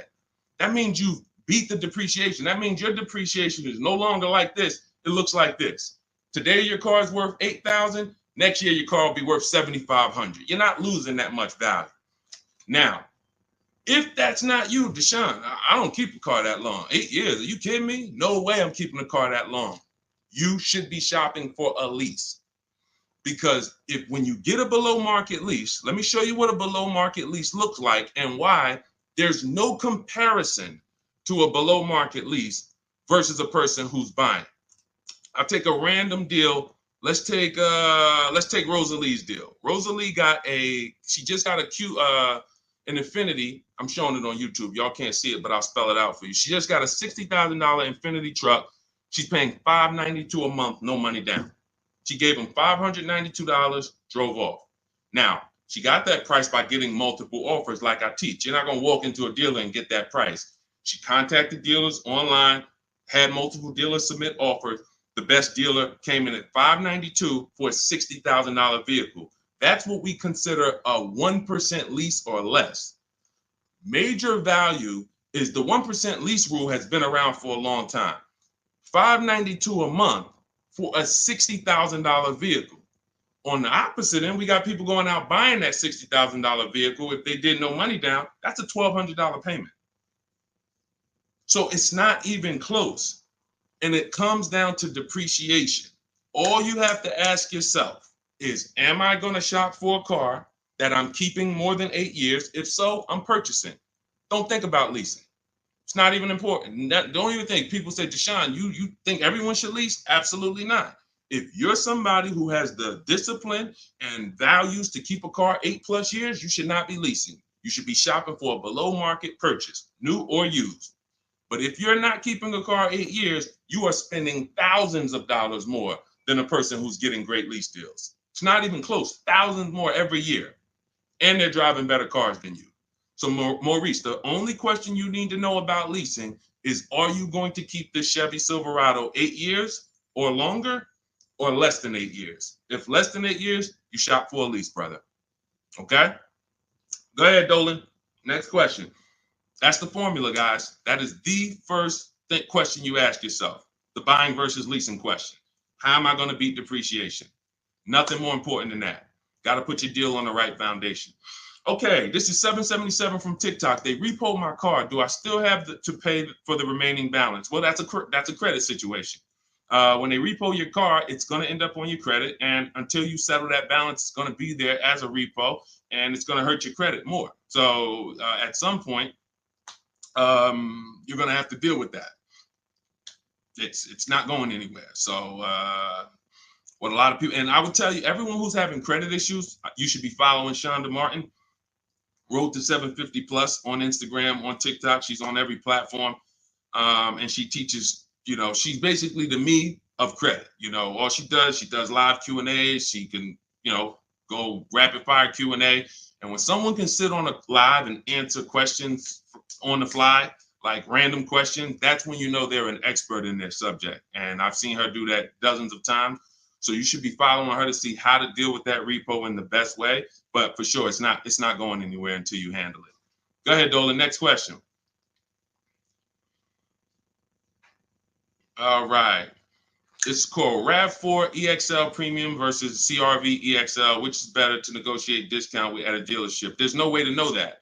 I know you want an easy way to see, which is going to give me the best discount. That's just not how it works. You have to shop the offers, and you have to see what the best offer is. If I'm shopping for a Honda, if I wanted a RAV4 EXL right now, I'm contacting dealers. I'm letting them know what I want. I'm reaching out to multiple dealers. I do it online. If you want to do it online, you can type the number 1 on Instagram or Facebook. I'll send you the discount link for my digital book, Cars from Home. You can use my scripts. All my email scripts, all my templates are in there, and you'll have the blueprint step by step. You can get your copy for 75% off in my TikTok bio or in the YouTube comments. If I was doing it manually, I'm calling and I'm getting multiple offers for this RAV4 EXL from multiple Toyota dealerships. And then I'll see, okay, the best Toyota dealer said they'll take off $4,000 from me. Okay, all right, cool. All right, now let me get the Honda deals done. So it's you don't know what it's going to be. Like give you an idea. This person, Kimberly here on her Maserati, she got a Maserati. She saved $20,000 off the price. I got the comment here. I got her post here that she posted with the details of her deal. $20,000 she saved on the price. She didn't know that she was going to save $20,000 on the Maserati. There's no way to know. You have to shop the offers, and this is why you can't feel for the bottom. You can't hope, I think we're at the bottom. I think this looks like it's good. No, you don't know that. You don't know how. You don't know. You just don't know. I know you're looking for an easy way to do it where you press a button, and it tells you this dealer here, this Honda dealer in Madison, New Jersey, is going to sell the Honda at the lowest price and give all the rebates. That'd be cool. It's not going to happen because no one dealer is going to always be the best anyway, or they'll be out of business. If you beat your competition every single time on every car, you're not making any money. You'll be out of business. So at the particular time you want to shop, the mission is to find the dealer who is going to sell you the car at the lowest price because every one of them is different. So that's what I would do. And if you use my way, you do it quick. When you're using online tools, you can do it quick. Look, Ansley got a car. He said right here, he got his what did Ansley get? He got an Infinity truck. He got a 2024 QX. He said, I started the process Saturday. I accepted the deal Monday. Got the car delivered on Thursday. One weekend.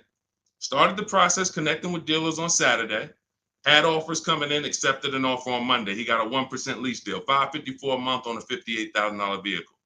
You can do this on new cars. You can do this on used cars. You have the internet as at your disposal. You just don't know how to use it. And you have you have two departments in car dealers. You have what I call the sales floor. That's who I used to work with, the sales floor. Then you have the internet sales department. The internet sales department is to try not to give you a price and to make people who are trying to shop online get frustrated so they eventually come in. That's the goal of the internet department.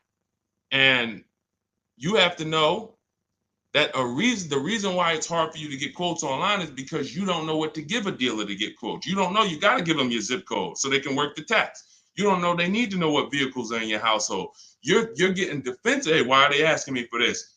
Well, it's because they need this stuff. That's why in my templates, I give you this stuff. They need to know what cars are in your household. They need to know when your deadline is. They need to know what your zip code is. They need to know what credit they should assume. These are the things this is why, Deshone, I tried shopping online, but it was so hard. I know, because you don't know how to do it. And if you admit you don't know how to do it, then we can help. But without unlearning, without saying, you know what, I need to unlearn this stuff that I was taught, you're just going to keep repeating that. So that's why I'm bringing you this and showing you people who are just like you. You have to shop the offers. And once you do that and you learn how to do it in 90 minutes, you'll be like, oh, I can shop any offer I want. Any car I want, I can find out what the best offers are in 90 minutes. But we got to get you there. Go ahead, Dolan. Shoot the next one up, brother. Unique Devo on Instagram. Car payoff 1 year. Should I trade it? 2015 still running. Well, it sounds to me like you want a new car.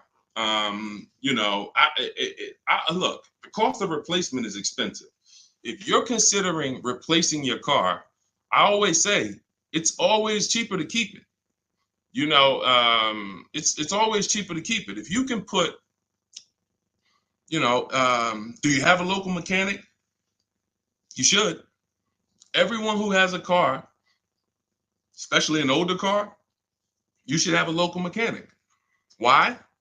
Because a local mechanic is going to save you 50% off of what a dealership is going to go through. There's some people who religiously go to dealerships every time something on their car goes wrong or breaks. They go to the dealership. Even with engines. Yeah, Deshone, I put a new engine in and paid $10,000. Listen, local mechanics will actually save, they're worth their weight in gold. And so if I can keep my car running, that's what you want to consider. Now, you still owe money on this car. So you shouldn't be buying cars. You should be leasing cars.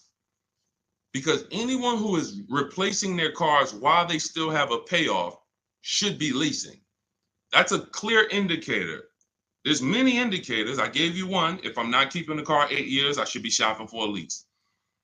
If you historically replace your cars while they still have loans on them, you should be leasing, because you're paying all the time. You're never getting to what I call the reward stage, which is a paid off car that is not depreciating anymore, that's in your driveway. You can keep it. You can give it to a family member. It's just a dependable vehicle. You pay a little bit every year to keep it running, but you have hundreds of dollars every year that are thousands staying in your household because you don't have a car payment. That's the reward stage. You have to get there. And if you're like Deshone, I don't keep cars that long, then you are overspending and you should be leasing, paying low payments, cents on the dollar. My first lease, I paid $256 a month for it. $256 a month. I had a Pontiac G6, brand new car. I had a friend who was paying $500 a month. Bought a Toyota. Bought it. And that's cool. If I wasn't in the car business and if I didn't have my sales manager at the time say to me, hey, why don't you lease something? I wouldn't have known. I probably would have went and bought something too. But once I saw that, I'm like, wait, I'm paying half the price of my peers. I'm driving a brand new car, and it just kept going. I leased after that, I bought a Pontiac G6. I kept that for 6 years. I didn't know about the 8-year rule at the time. I bought it 6, 7 years. Then I leased a Infinity Q. I got the G25. It was $325 a month. That was my best offer at the time. That was a $35,000 vehicle. Then I got an Infinity Q50 when they first came out. That was a $44,000 vehicle. I paid $345 a month. Then I got another Q. I had 3 Q50s in a row. The next one was $365, and then the highest one went up to $390. I want to say $390. So yeah, $390. I never went over $400 a month. These are $45,000 vehicles. Then I got a Jeep Grand Cherokee 2018, $35,000 vehicle, $330 a month.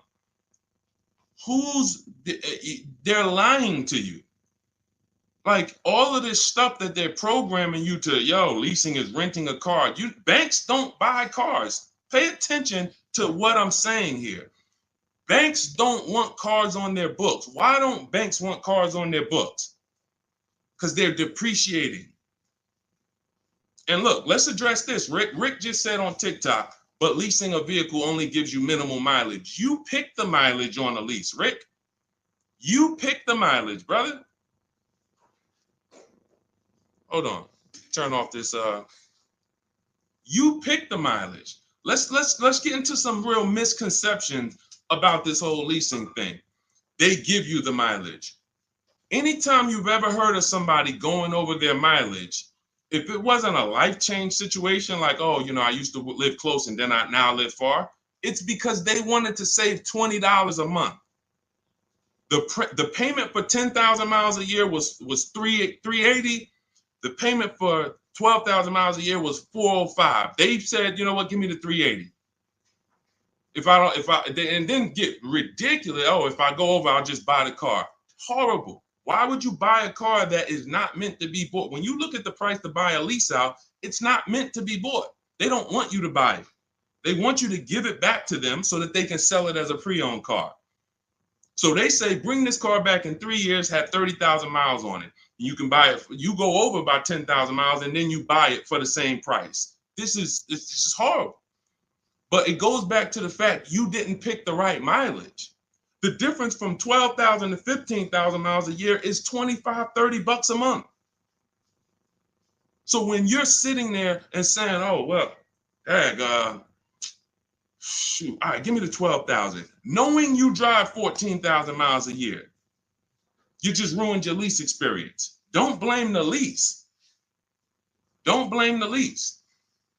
We have high mileage drivers getting leases. First dude that I ever saw with a high mileage lease is when I was a manager at Hyundai. He brought his car back, had 75,000 miles on it, like 72.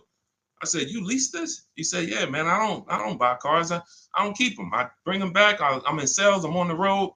Man, I pay my payment. I bring them back in 3 years, get me another one. I said, this is interesting.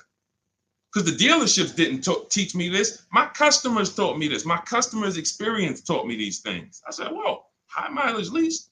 I saw his payment. This dude was only paying $175 more a month than a normal car payment. $175 more a month, and he gets to drive 25,000 miles a year. But had he bought his car, he'd come in with 10,000, 12,000 negative equity. So, high mileage drivers, if there's high mileage drivers on here, you guys can ask questions specifically about leasing for you, and we'll talk to you. But man, I'm shouting from the hills and showing people proof that you cannot get a good deal if you buy your car, but you should have leased. People out here driving. We're out here driving cars, brand new cars for hundreds a month less than you. Because someone talked you into buying and said, well, but they're renting those cars. Yeah, all right. Okay. All right. I've been renting cars then for the last 20 years of my life, driving brand new cars and keeping a lot of money in my household when other people are putting them into new and used cars. Okay. Yeah, I'll keep renting it. Go ahead, Dolan. Shoot the next one up, brother. Quintel Jameson on YouTube. Can you talk about the best process for turning in a lease and getting a new lease? First thing you want to do is do an equity assessment. Do you have any money you can make on that lease? Step 2 in my book, after we decide whether we're going to buy or lease, you already decided you want a new lease, so you check off step 1. Second step is, do I have equity in my lease? All through the pandemic, we had people selling leases. I helped hundreds of people that I know about sell leases for $7,000 to $10,000 to $12,000. A lot of them you can see in my older videos. They say, yo, man, you helped me make 7 grand. Yo, I sold 2 leases. I made 15 grand. My mother sold her lease. She made 10 grand. I sold my Jeep Grand Cherokee lease. I made $9,000 back then. But that's when all the resale values were high. So so we're not making that much anymore, but there's still an opportunity to have equity. And if you drop off your lease without doing an equity check, then you literally are giving money to the dealer. We have to do it. And here's how you do it. You call your bank, you ask them what your payoff is. Once you get your payoff, then you call and you go to these 6 websites. You do this in 20 minutes. Go to Carvana.com, go to CarMax.com, go to Driveway, go to KBB Instant Cash Offer. That's going to connect you with a local dealer online to put a price on your car.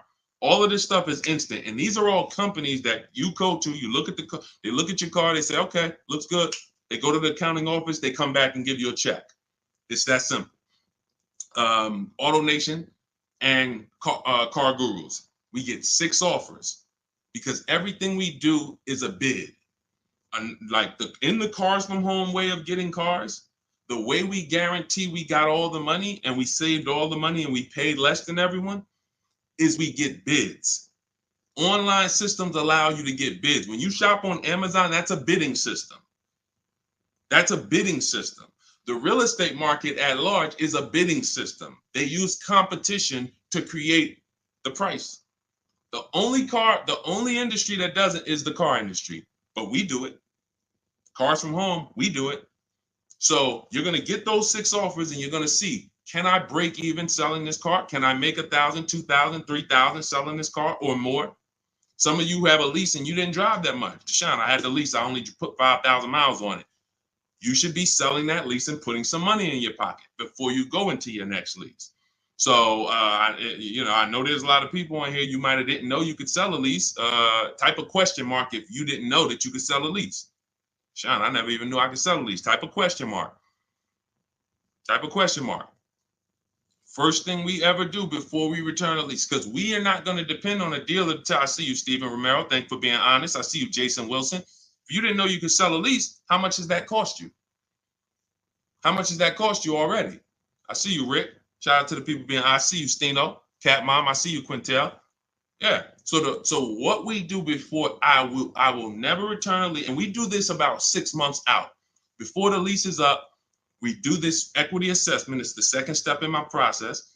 All of this is in my book. If you guys want if you're like, Deshone, I want the blueprint. Give me the step-by-step. That's my new digital book, Cars from Home. Anyone on Instagram, you comment 1, I'll send you the link to get it for 75% off.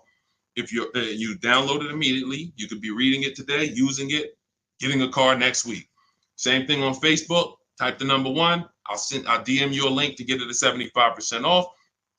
And if you're on TikTok, go to my TikTok bio. Now, this is only for 30 minutes. This is a welcome offer for my new book. This isn't like, we don't, just 75% off. This is what I do as a welcome offer for everyone to give you an opportunity. You won't pay the normal $97 price for the book. You'll get 75% off of that. And you'll have the strategy step-by-step. And on YouTube, we have a comment pinned for you. So you want to get your payoff. But now, very important, Quintiel, when you go on those websites I just mentioned, those 6 websites, to get those offers, when they ask you, do you own the vehicle? Are you leasing it? Or are you financing it? Just type own. You want to know, what would you pay for the vehicle? When you call your bank, you're going to ask them, do I have a third-party restriction? So you're going to get your payoff. You're going to ask them, do I have a third-party restriction? If they say no, that means you can sell direct to the highest bidder. If they say no, there's no restriction on who you can literally sell directly to them and get your check. If they say you do, and there are companies like Toyota, Chase, there's a couple leasing companies that don't have third-party restrictions. But if they say you do, now you can't sell direct to those people. You can sell direct to a dealer that makes the same brand. So if Honda has a third-party restriction, you can sell to a Honda dealer. And that's when we have conversations with a used car manager. Again, we don't talk to salespeople, y'all. We don't talk to salespeople. They're here to make your life hard because they're trying to fight for their money. and it's all good. I give you ways to, that's why the book is called Cars from Home, 7 Steps to Saving Time, Money, and Avoiding Dealerships. You need to avoid dealerships. When you're in a battle, a sparring battle with a dealership or a salesman, you're going to lose. It's a psychological war, and they do it 3-4 times a day. You do it 3 times, you do it 1 time every 3 years. So when the way I'm teaching you to do it, I'm never sending you to do battle with these people. So if you have a third-party restriction, we're now calling local dealers asking for the used car manager. We're getting offers from them, and then we're going to sell our car direct to them. And that's how we're going to get our equity out. That's if we have equity. That's the equity assessment process. That's how some of you are like going to pick up, that one strategy alone is going to pick up $2,000-$3,000 for some of you. Everyone doesn't have equity. But if you didn't know about equity, just that one strategy is going to pick up $2,000, $3,000, $4,000 for some of you. And over the course of your lifetime leasing cars, that's going to be worth more than that. Because some of your cars will have equity, and some of them have a lot of equity, and some of them have no equity. But if you don't know about it, every single car that you give back to a dealership, you just gave them $2,000, $3,000, $4,000. And then you wonder why they say, good news, we got this deal done for you. You don't even have to put any money down. Yeah, because they're using the money from your old car. So once you assess your equity, that's when we go into shopping for the new car. We got to see if we have equity first before we think about shopping for our new car. That's step 1. Okay? Do that before anything. All right, Dolan, cue the next one out. See, I'm not going to give her, if y'all notice, I'm not going to give her the whole playbook. Why? Just to confuse her? I'm not going to tell her, oh, once you do this, then go do this, then go do this. And then when you check your car, this is how you do your test drives. And this is how you make sure. And then this is how you, why would I do that? I like step by step. Does that make sense? Type the light bulb emoji if you're on a cell phone. Type the light bulb emoji if that makes sense. Why would I give her what to do at step 5? She hasn't done step 2 yet. Get your equity, Quintiel. Find out if you have equity first. Do that exercise that I just said, and then come back and we'll talk about the next step. You come back and say, Deshone, I did it. I don't have equity. Perfect. Now let's move to the next step. Deshone, I did it. Good news. I have $3,000 of equity. Perfect. Now let's move to the next step. Okay. Go ahead. All right. So here we go. This is Selly H20 from Instagram. My vehicle was totaled this week. Sorry to hear that. Hope you're all right. I'm going to the dealer today. What should I know? The dealer today, there's 17,000 new car dealers in this country, 100,000 used car dealers. Every dealer has a different price. So you're going into what is the benefit to you of going into the dealer? You think, oh, well, I'm sold my car. The best thing you can do right now is ask yourself the first question.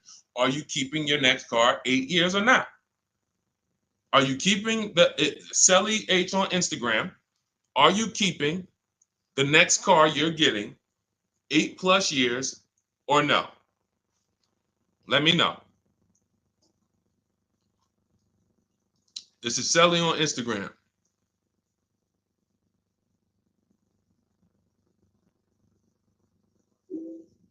This is the first question. I want to give her time to ask. See, car buying, to pay the prices that you want to pay. It's not one step. It's not just give me this one jumbo step. No, it's a series of steps. It's a series of steps. And I think we live in a world right now that has programmed people to think, oh, I'm going to microwave my way to this whole car deal. Put it in the microwave and somehow I'm going to come out and pay less than everyone else. That's not how it works.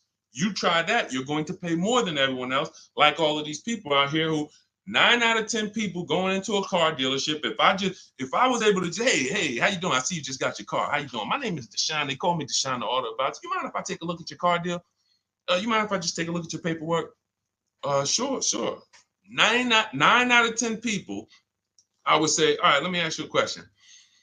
If I bet you $1,000 right now that in 48 hours I could find a deal way better than this that you just paid for, this contract that has your name on it, this is your monthly payment, this is how much you just gave them.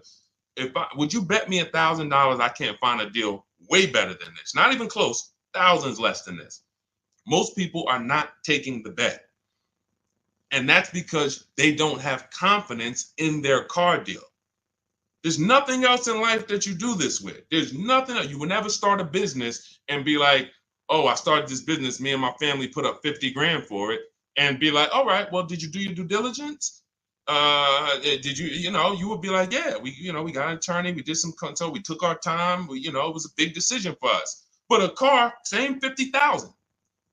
I'm going to go into the deal. Oh, and I want to make that deal today. It's programming. That's why I represent the unlearn, relearn brand, because I found when I first started teaching this, if people weren't willing to unlearn, those are the people I couldn't help.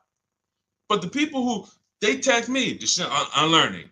If you're unlearning, type the letter U, unlearning. This stuff is programming. And so I want you to really get out of that programming and realize that your safety is right at home. If you realize that everything that is going to save you money on your next car is right here in your living room, it's right in your office while you're at work. If you're traveling and you got an internet connection and you're like, man, I can make a deal from the airport. That's what it's about. The place you do not want to be is in the dealership trying to make a deal. There's no leverage there.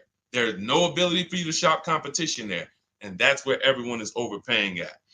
Okay, we just talked about, Brandy, how to assess equity.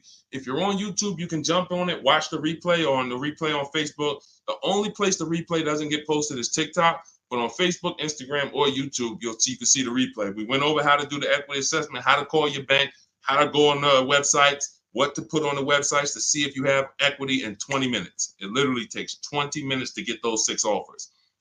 Go ahead, Dolan, shoot the next one up.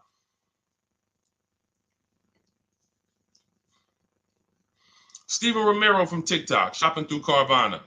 Carvana is one marketplace. That's all it is. Carvana, I know Carvana is, you don't have to see. The reason Carvana wins is because people are scared of dealerships. There's no other reason than that. Carvana has historically paid more, especially throughout the pandemic. They were paying more to buy cars than anyone else. So let me ask everybody on here a question. We got at least, we got a good number of people on here. Let me ask, got some intelligent people. If you are paying more than anyone to buy cars, when you sell those cars, are you going to be higher or lower than anyone? If you're paying more than everyone, you're paying more than dealerships to buy cars. Everyone was selling their cars to Carvana, selling their cars to CarMax. If you are paying more than everyone else to get your inventory, when you sell your inventory, is it going to be higher or lower than everyone else? Exactly. Higher. Exactly. But how do they do this then? They do this because people are scared of dealerships. So they would pay more just to be able to say, thank God I didn't have to go to a dealership. Man, I saw my car come down that vending machine, and then I saw that car pull up to my house on the Carvana flatbed, and you just overpaid $5,000 for that car. They charge you for their service. Hey, to avoid going to a dealership, listen, we're not giving you the best price, but we are giving you the best experience. In our case, there's tons of dealers who will deliver a car to you. There's tons of dealers who you can have the same experience with. Every time we get a car, we have the same Carvana experience. My experience, the people who, look, everybody who you're going to see me go after right now, and if you hop on YouTube, you'll see this. Look, Tosha's experience, just like Carvana, did it from home. Look, Vincent got his used car, 43% off, 3-year-old Lincoln, 43% off the original price. Got it on, got it from home. Look, Ansley, we already went over Ansley. Sean saved 20 grand on his F-150 from home. That's a Carvana experience. Look, Rosalie, we already talked about her.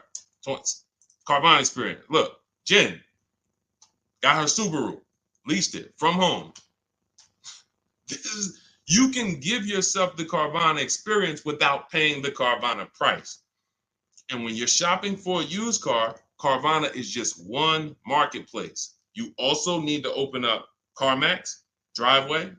In my book, I have what's called the multiple marketplace strategy. The way you shop for used cars, the way we shop for them is different than the way we shop for new cars. New cars, we use a strategy called the 25 to 5. That's when we reach out to 25 dealers. So we're shopping for a Toyota. We're going to reach out to 25 Toyota dealers online. We do this in 20 minutes. We send them our templates. All of that is in my book. It's a digital book. You copy and paste my template. So you do need to be able to copy and paste. Let me preface that. Do not get my book if you're not familiar with copying and pasting and emailing. I got to preface that. I know people, Deshone, isn't everybody good with that now? No, everyone's not good with that. I've been doing this for 3 years now. I know everyone is not able to copy and paste and just send emails. You know, everyone, that's just, so I have to preface that. But that's how we reach out to new car dealers. We're going to reach out to them for leases and for new cars online using scripts, and we're going to get 5 offers with the scripts. With used cars, it's totally different. We're not reaching out to 25 dealers. Every dealer has their inventory on a marketplace. If they don't have their inventory on a marketplace, do not shop for it. Don't talk to them about it. If they don't have that inventory in a place where it's in a competitive environment, I don't want to talk about it. Who saw the video when I was in the car dealership and I said, this is a used car, it doesn't have a price on it. I was in the car dealership and I said, look, anytime you see a used car, if it doesn't have a price on it, you know, don't negotiate on it. If you saw that, type I saw it. Whenever someone is not putting a price on a vehicle for any reason, it's because they want to make the price up and negotiate down. So let's just say I'm a slimy dealer. Let's say I got a $40,000 car. It was $40,000. I was at a dealership yesterday. We made a commercial about a dealership, and I looked in the car. It was a used car. It was a 2018. It had, the only price it had on it was the original price of the car. So it had literally, it was around a $40-something thousand car. It didn't have a used car ticket, $22,000, nothing like that. So it had a $40,000, and it had all the stuff that was in the car, original. But it's a 2018. So what happens when a person says, hey, how much you want for that car? And there's no internet that they're comparing that to. They're going right on there and just saying, okay, that person has a great opportunity to make up a price and say, well, you know, we're asking $24,000 for it, but you know, our asking price is $24,000. Oh man, that sounds a little high though. You know, it's 2018. You know, you can't do no better than that. You know, I mean, what you have in mind? Man, you know, I'm trying to be around 20. You know, I'm thinking closer to 20. Then I don't know if I could get to 20. I might be able to get. I might be able to see if maybe we could like split it, go up the middle. You know, between, you know, like around 22, something like that. Why don't we take the car for a ride? Let's see if you like the car. You're already in the mouth of the snake. You are literally a mouse in the viper's mouth. Once you've already agreed to talk about a car that doesn't have a price on it, you're done. Because let's just say if that same dealer had to list that car online, that car might have been listed for $18,000. But because you walked in and started talking about it and say, hey, well, you know, what do you think? This is how people leave happy. Man, you know, let me ask you, honey, you get home with your wife, like, you think you got a good deal on this? I think so. I think the guy worked with me because, you know, they said they was asking 24. And you know, I went in there and you know, we made a deal about 22, a little under 22. He took off 2,000 from me. No, he didn't. There was no real price. So this is why you want to be on marketplaces where all the prices are listed. Cars.com, cargurus.com, carfax.com, carmax.com. Carvana.com. That's one of them. 8 market, eBay Motors. One more, Driveway. So there's 8 marketplaces, 8 major marketplaces. And you want to sit back and shop for your car like you be shopping for a TV on Amazon. And you'll realize once you start doing this, you'll see the same car that was at my neighborhood dealer that I liked, there's 50 of them within 100 miles of me. There's 50 of them. In fact, once I pull a Carfax, I'll see that one didn't even have a good Carfax, the one I was looking at. That one didn't even have the service records that I want to see. These are the things, this is why shopping marketplaces make sense. You want to shop, I talk about this all the time. It's called my multiple marketplace strategy. I made videos about it. I've been posting about this since I came to social media. Marketplaces. And again, the only people who are going to win with this are people that's locked in. People who are serious about saving their money, who take car buying serious. Everybody who like Deshone, this sounds harder. What, you want to go in the dealership and just go ahead and let them just work you a deal? God bless you. This is not for everybody. I know this. This is for the people who like Deshone. I want to make sure, and it's easy. All the people who you see me showing you, Jared, all of these people that's posting their cars, Teddy, if you're on YouTube, you can see this stuff. These people are never going back to the old way of shopping. We are never going back because this is so much easier. And once you get it and be like, man, shopping online is a million times easier. I don't have the anxiety. And there's nobody pressuring me. Oh, all of these people are competing, sending me emails. Hey, can we do this? Hey, what if I get to this? What if I get to...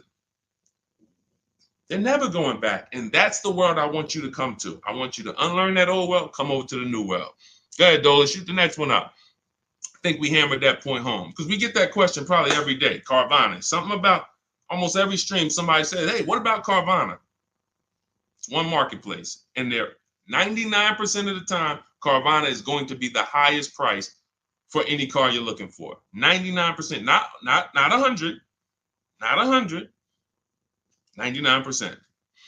RL, looking to finance a Toyota 2025 Camry. Should I purchase the extended warranty? It's a great question. RL said he's looking to purchase a 2025 Camry. Should he purchase the extended warranty? So a warranty is a risk product. It's risk assessment.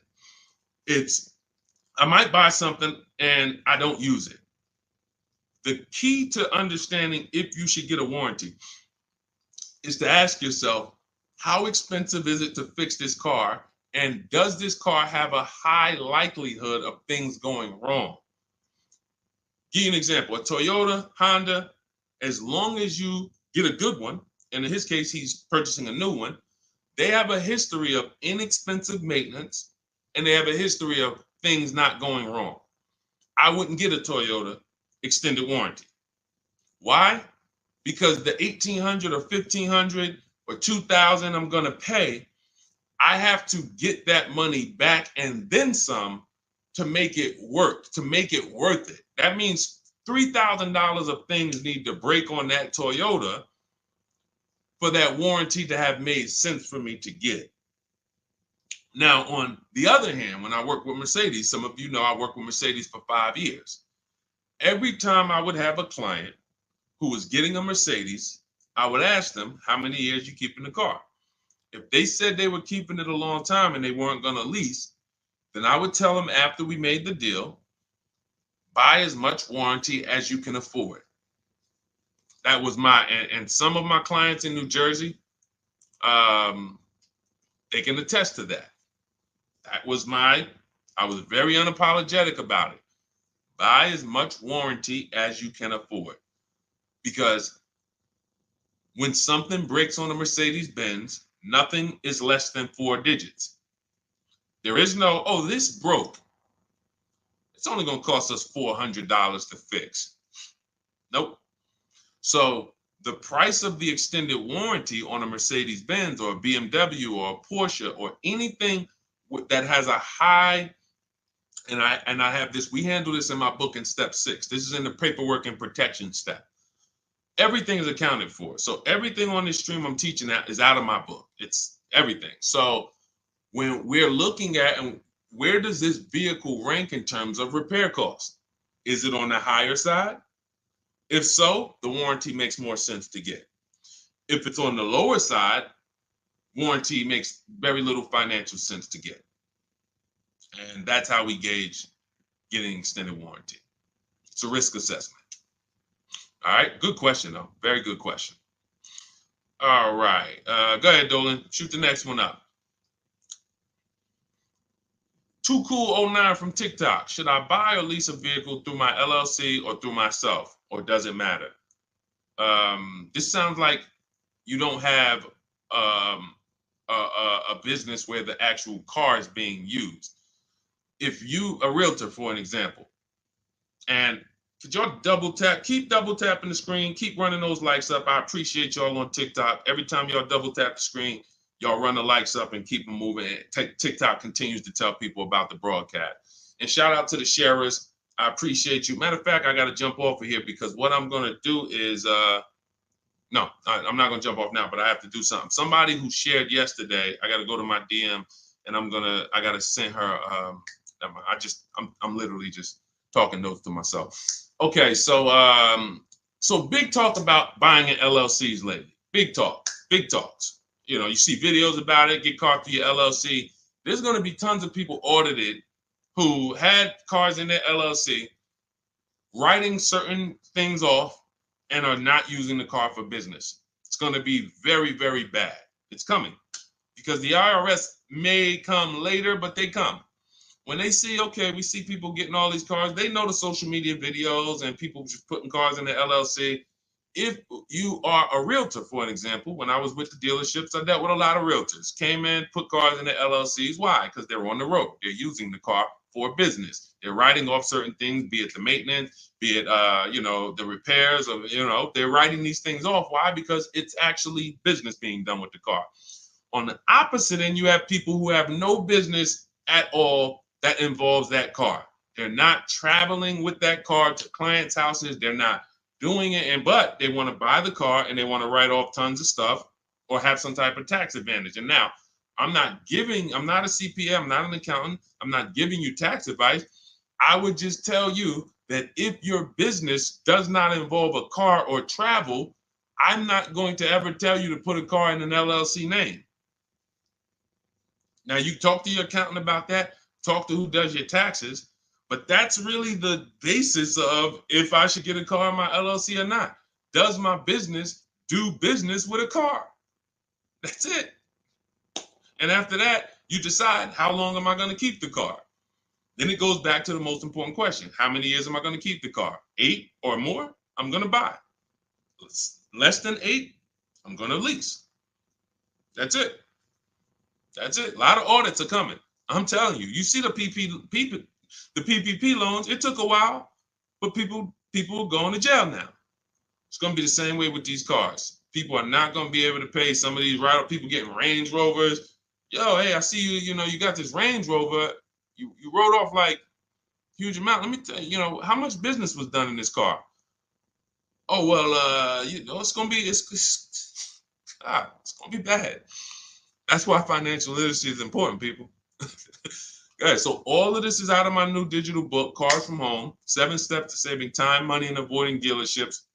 I can sit here all day for the next 2-3 hours talking about the strategies we use, the process we use, the system I created to help all of these people that I've been talking about in the broadcast save this money. You can see these deals, and some of you are going to go and you'll see, wow, I got that same car.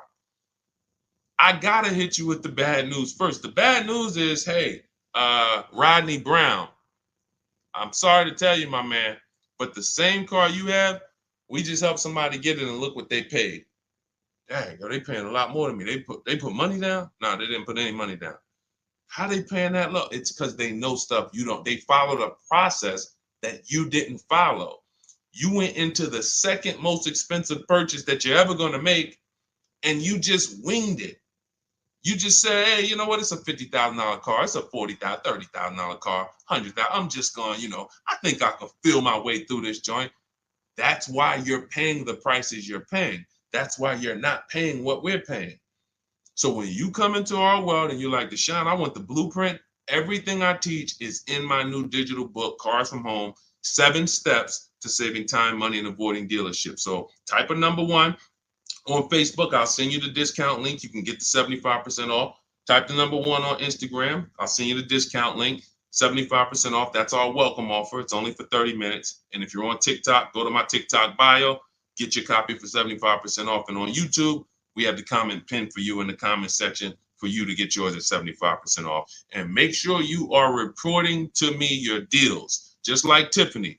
Tiffany, when she got the book, I tell everybody, send me your deals so that I can read them on the show. Tiffany got a Mazda CX-90, just got it, $44,820 car from home. She said, I believe we got a great deal from what we learned in the book. Look, from home, $6,530.78 discount. Never left the house. Got multiple offers. The dealer that took, look, is a $44,000 car. She basically said, what, 15%, 16% off the internet? People go in and say, hey, get me the MSR, get me the invoice price.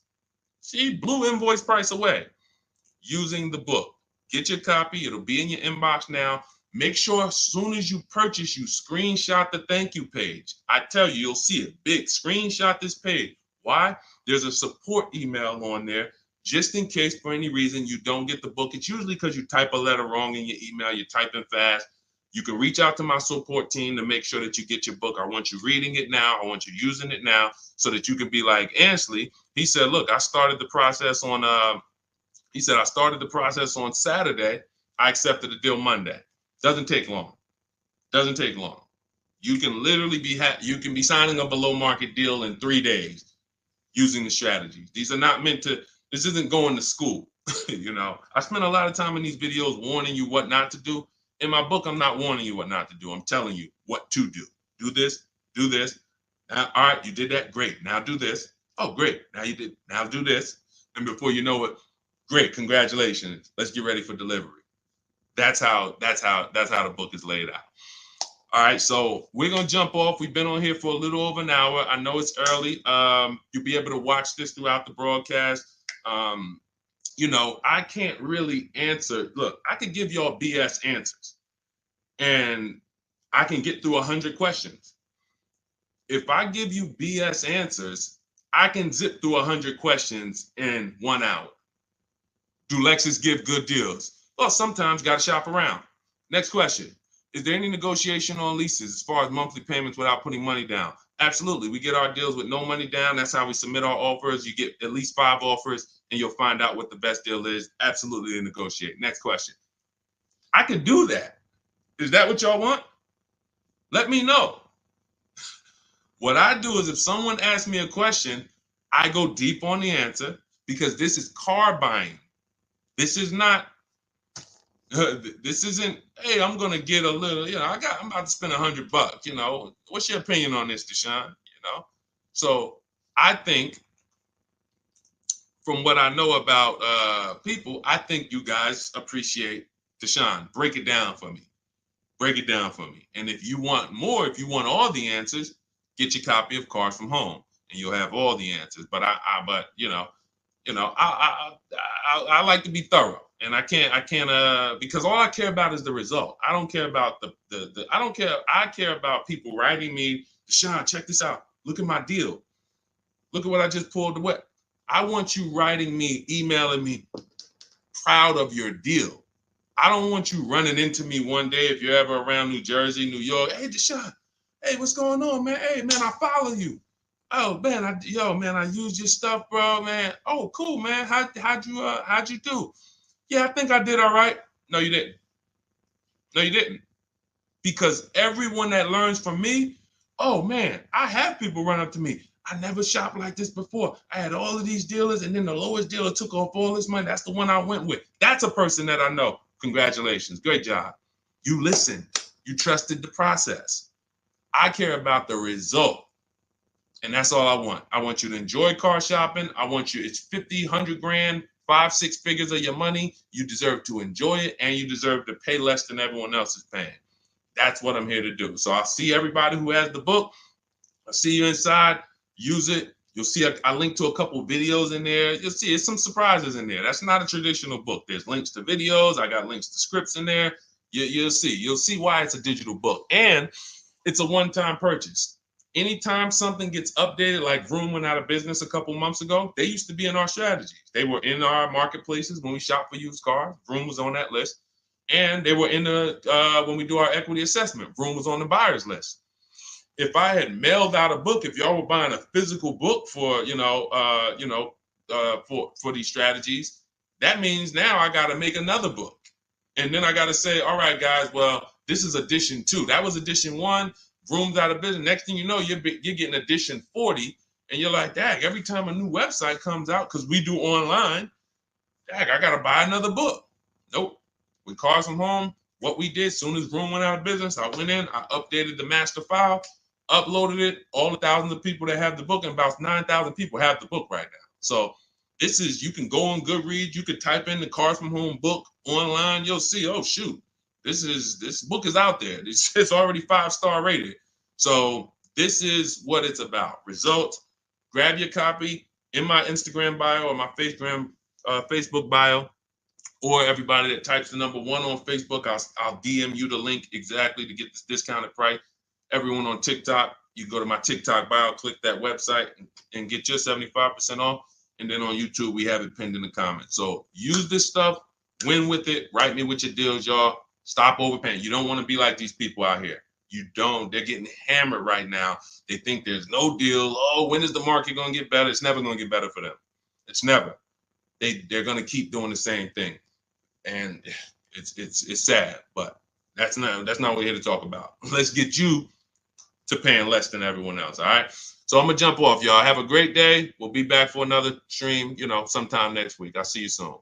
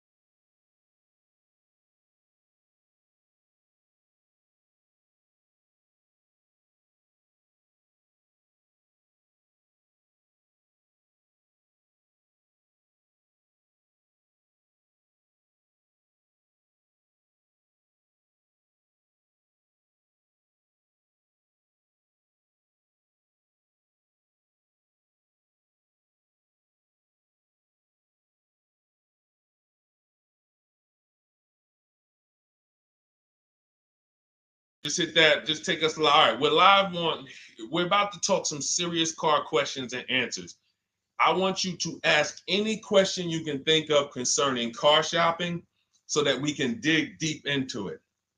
It looks like Facebook we continue to have trouble with, and I think it's because we already have a stream going there. See if you can get out of that stream, Dolan, if you can cancel that stream so that we can get on the Facebook. But I want you guys to start asking your questions. And Dolan, bring the first question in so we could get the show on the road. And then what we'll do is we can check the back end and try to delete the broadcast from Facebook so that we can get on Facebook. Okay, this is Sam from TikTok. So there's a car for $7,000. I want to sell my car worth $12,000. Can you explain that? Well, who are you selling your car to? If you say it's worth $12,000, then all right. We only get offers to find out what our car is worth. We don't use algorithm sites because that's worthless. An algorithm site is a site like Kelly's Blue Book. You punch in your year, make, model, and in 3 seconds it tells you your vehicle's worth $12,000. Right now, we have companies that bid against each other. And what you want to do is you want to go on your computer, go to CarMax.com, go to Driveway.com, go to Carvana.com, go to AutoNation.com, go to Kelly's Blue Book Instant Cash Offer.com, and go to Car Gurus. All of them will connect you to somebody or some major buyer who pays cash for cars immediately. Literally, quick inspection, drop your check, and you're on to you literally, it's that simple. We are no longer at the mercy of private owners who are going to come by and look at our car and no one buy it and talk us down. There are extremely competitive buyers in the market that I've been telling people about since 2021 when we were cashing out. I was big on telling you guys during 2021 to 2023, during that whole pandemic run, cash out now, because the values of those vehicles will never see them again. So there are some people who cashed out, but that was also the beginning of showing people that you can sell to what is called institutional car buyers. And that is what stopped people from trading their cars. There are people who have learned from me, and maybe other people have mentioned this, that will never trade a car again because you're not getting the money that it's worth.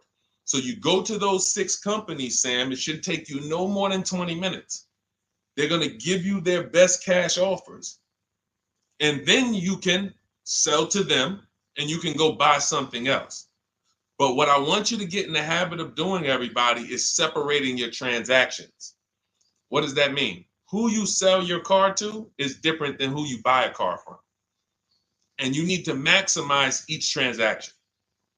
And you're never going to do that mixing all your transactions together, which is what most people do. They go into a dealer and they say, hey, I want to buy a car from you, and I want to trade my car into you, and I need a loan. 3 transactions.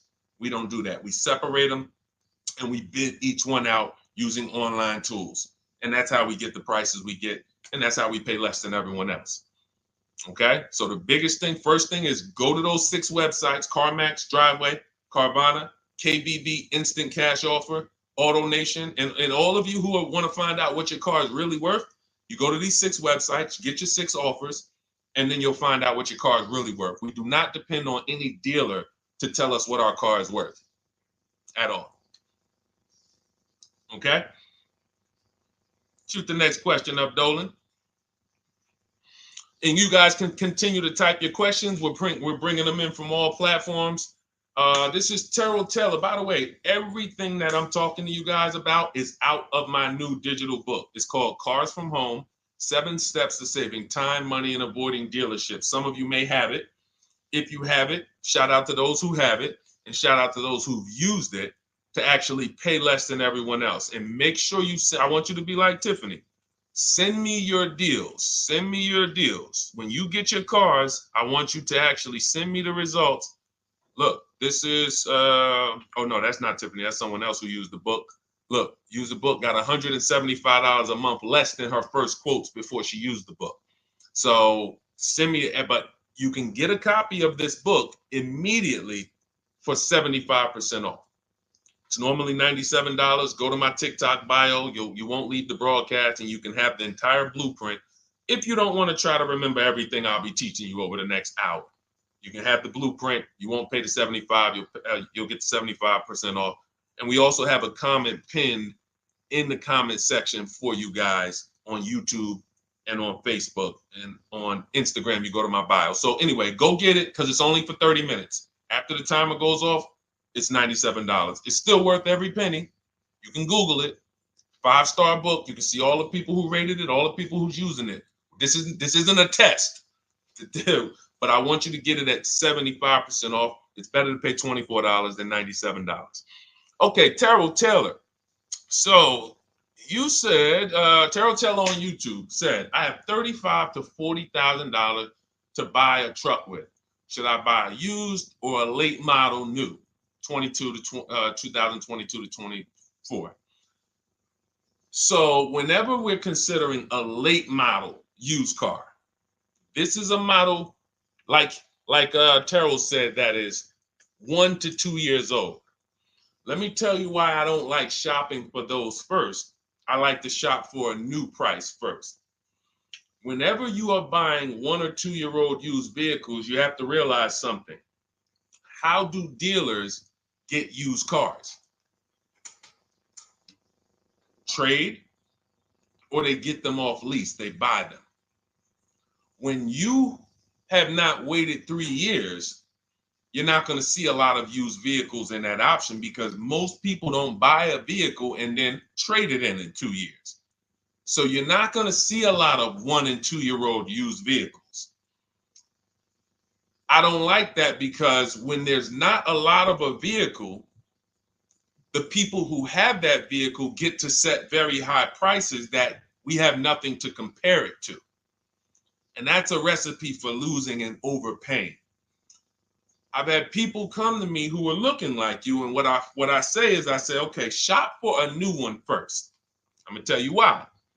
When you shop for a new one first, you get to see what the market value is. So take Sean. I'm showing Sean. Some of you have seen Sean. He got an F-150 Lightning XLT, $73,000 vehicle. Using what we teach and getting bids from home, using the Cars from Home system, he saved $21,000 on a new one. That was his best offer. He got multiple offers because we always get at least 5. So his best offer, he saves $21,000. If he had gone to look for a 1 or 2 year old one of this, he would have never known that the new ones he can save $20,000 off of if he shops right. Now, some vehicles, it might be $7,000 off, $10,000 off, $5,000 off. The point is, until you know what the new market is for a vehicle, you can't shop a 1 or 2 year old one. Because what happens if you shop a 1 year old version of what Sean got, and he goes and he pays, he pays 65 for it because he thinks, or let's say 60. Let's say 60. A brand new one, 73. Someone else is charging 60. All right, it's 2 years old. Let me get that one. Not 15 grand off. Problem is, he just overpaid for a vehicle because he could have got a new one for less than he got that 1 or 2 year old one.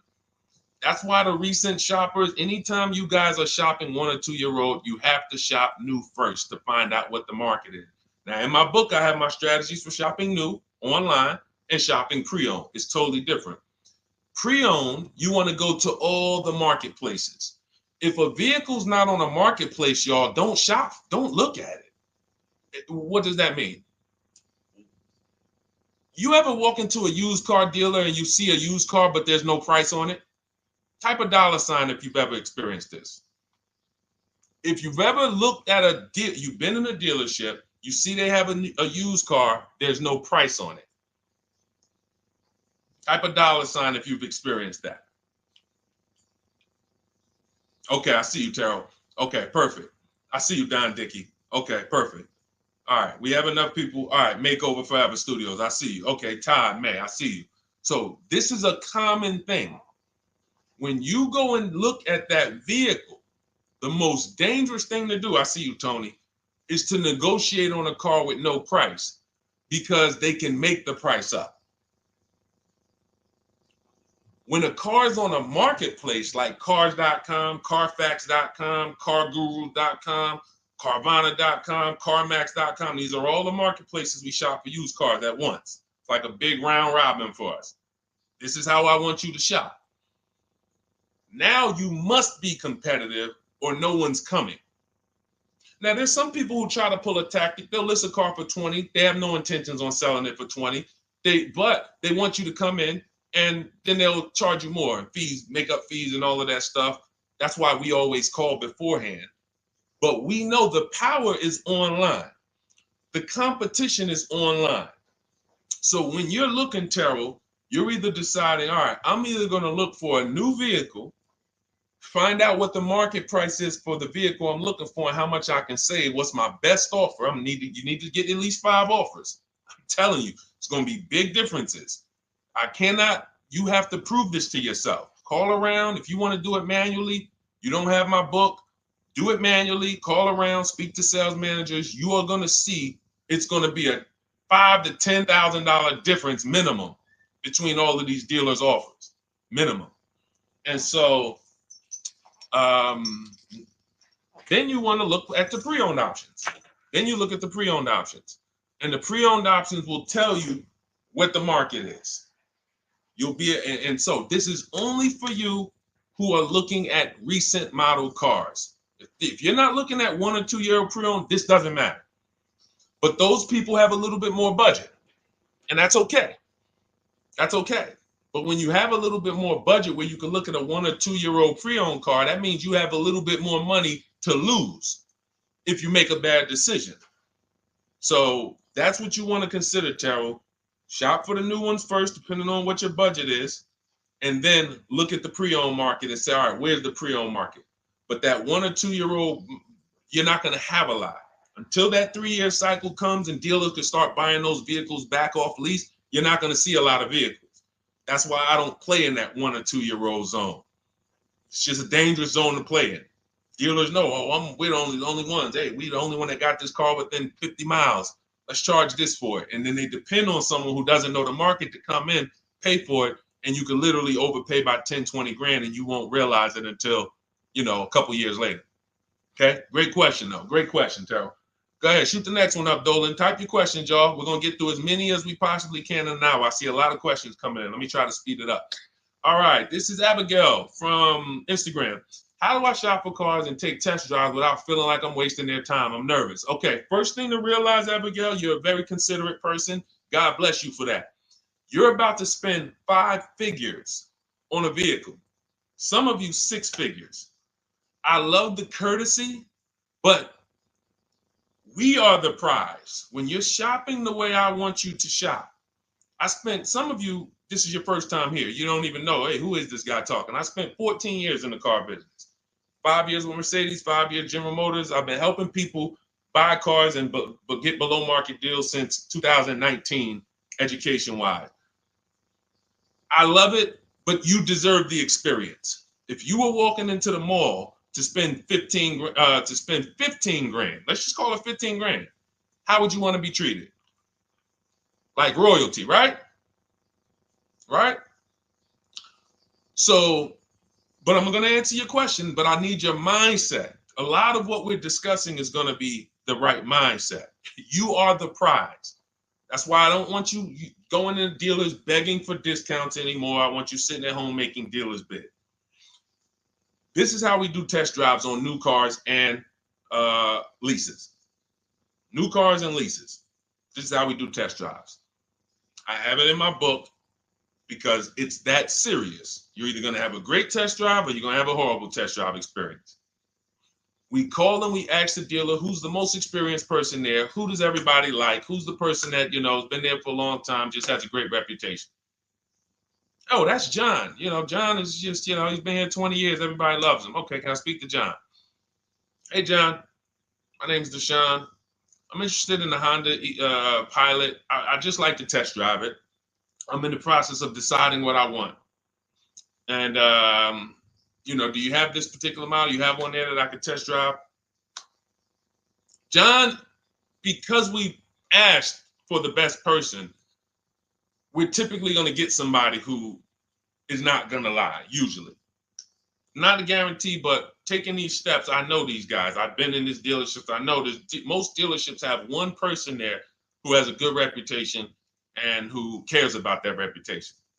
If you're enjoying this content, hit the like button, y'all. And Keith, y'all killing the likes on TikTok. Shout out to everybody who's hitting the likes on TikTok, to double tapping the screen. Appreciate y'all. And shout out to everybody who hits the like button. When we get there, we meet with John. We test drive.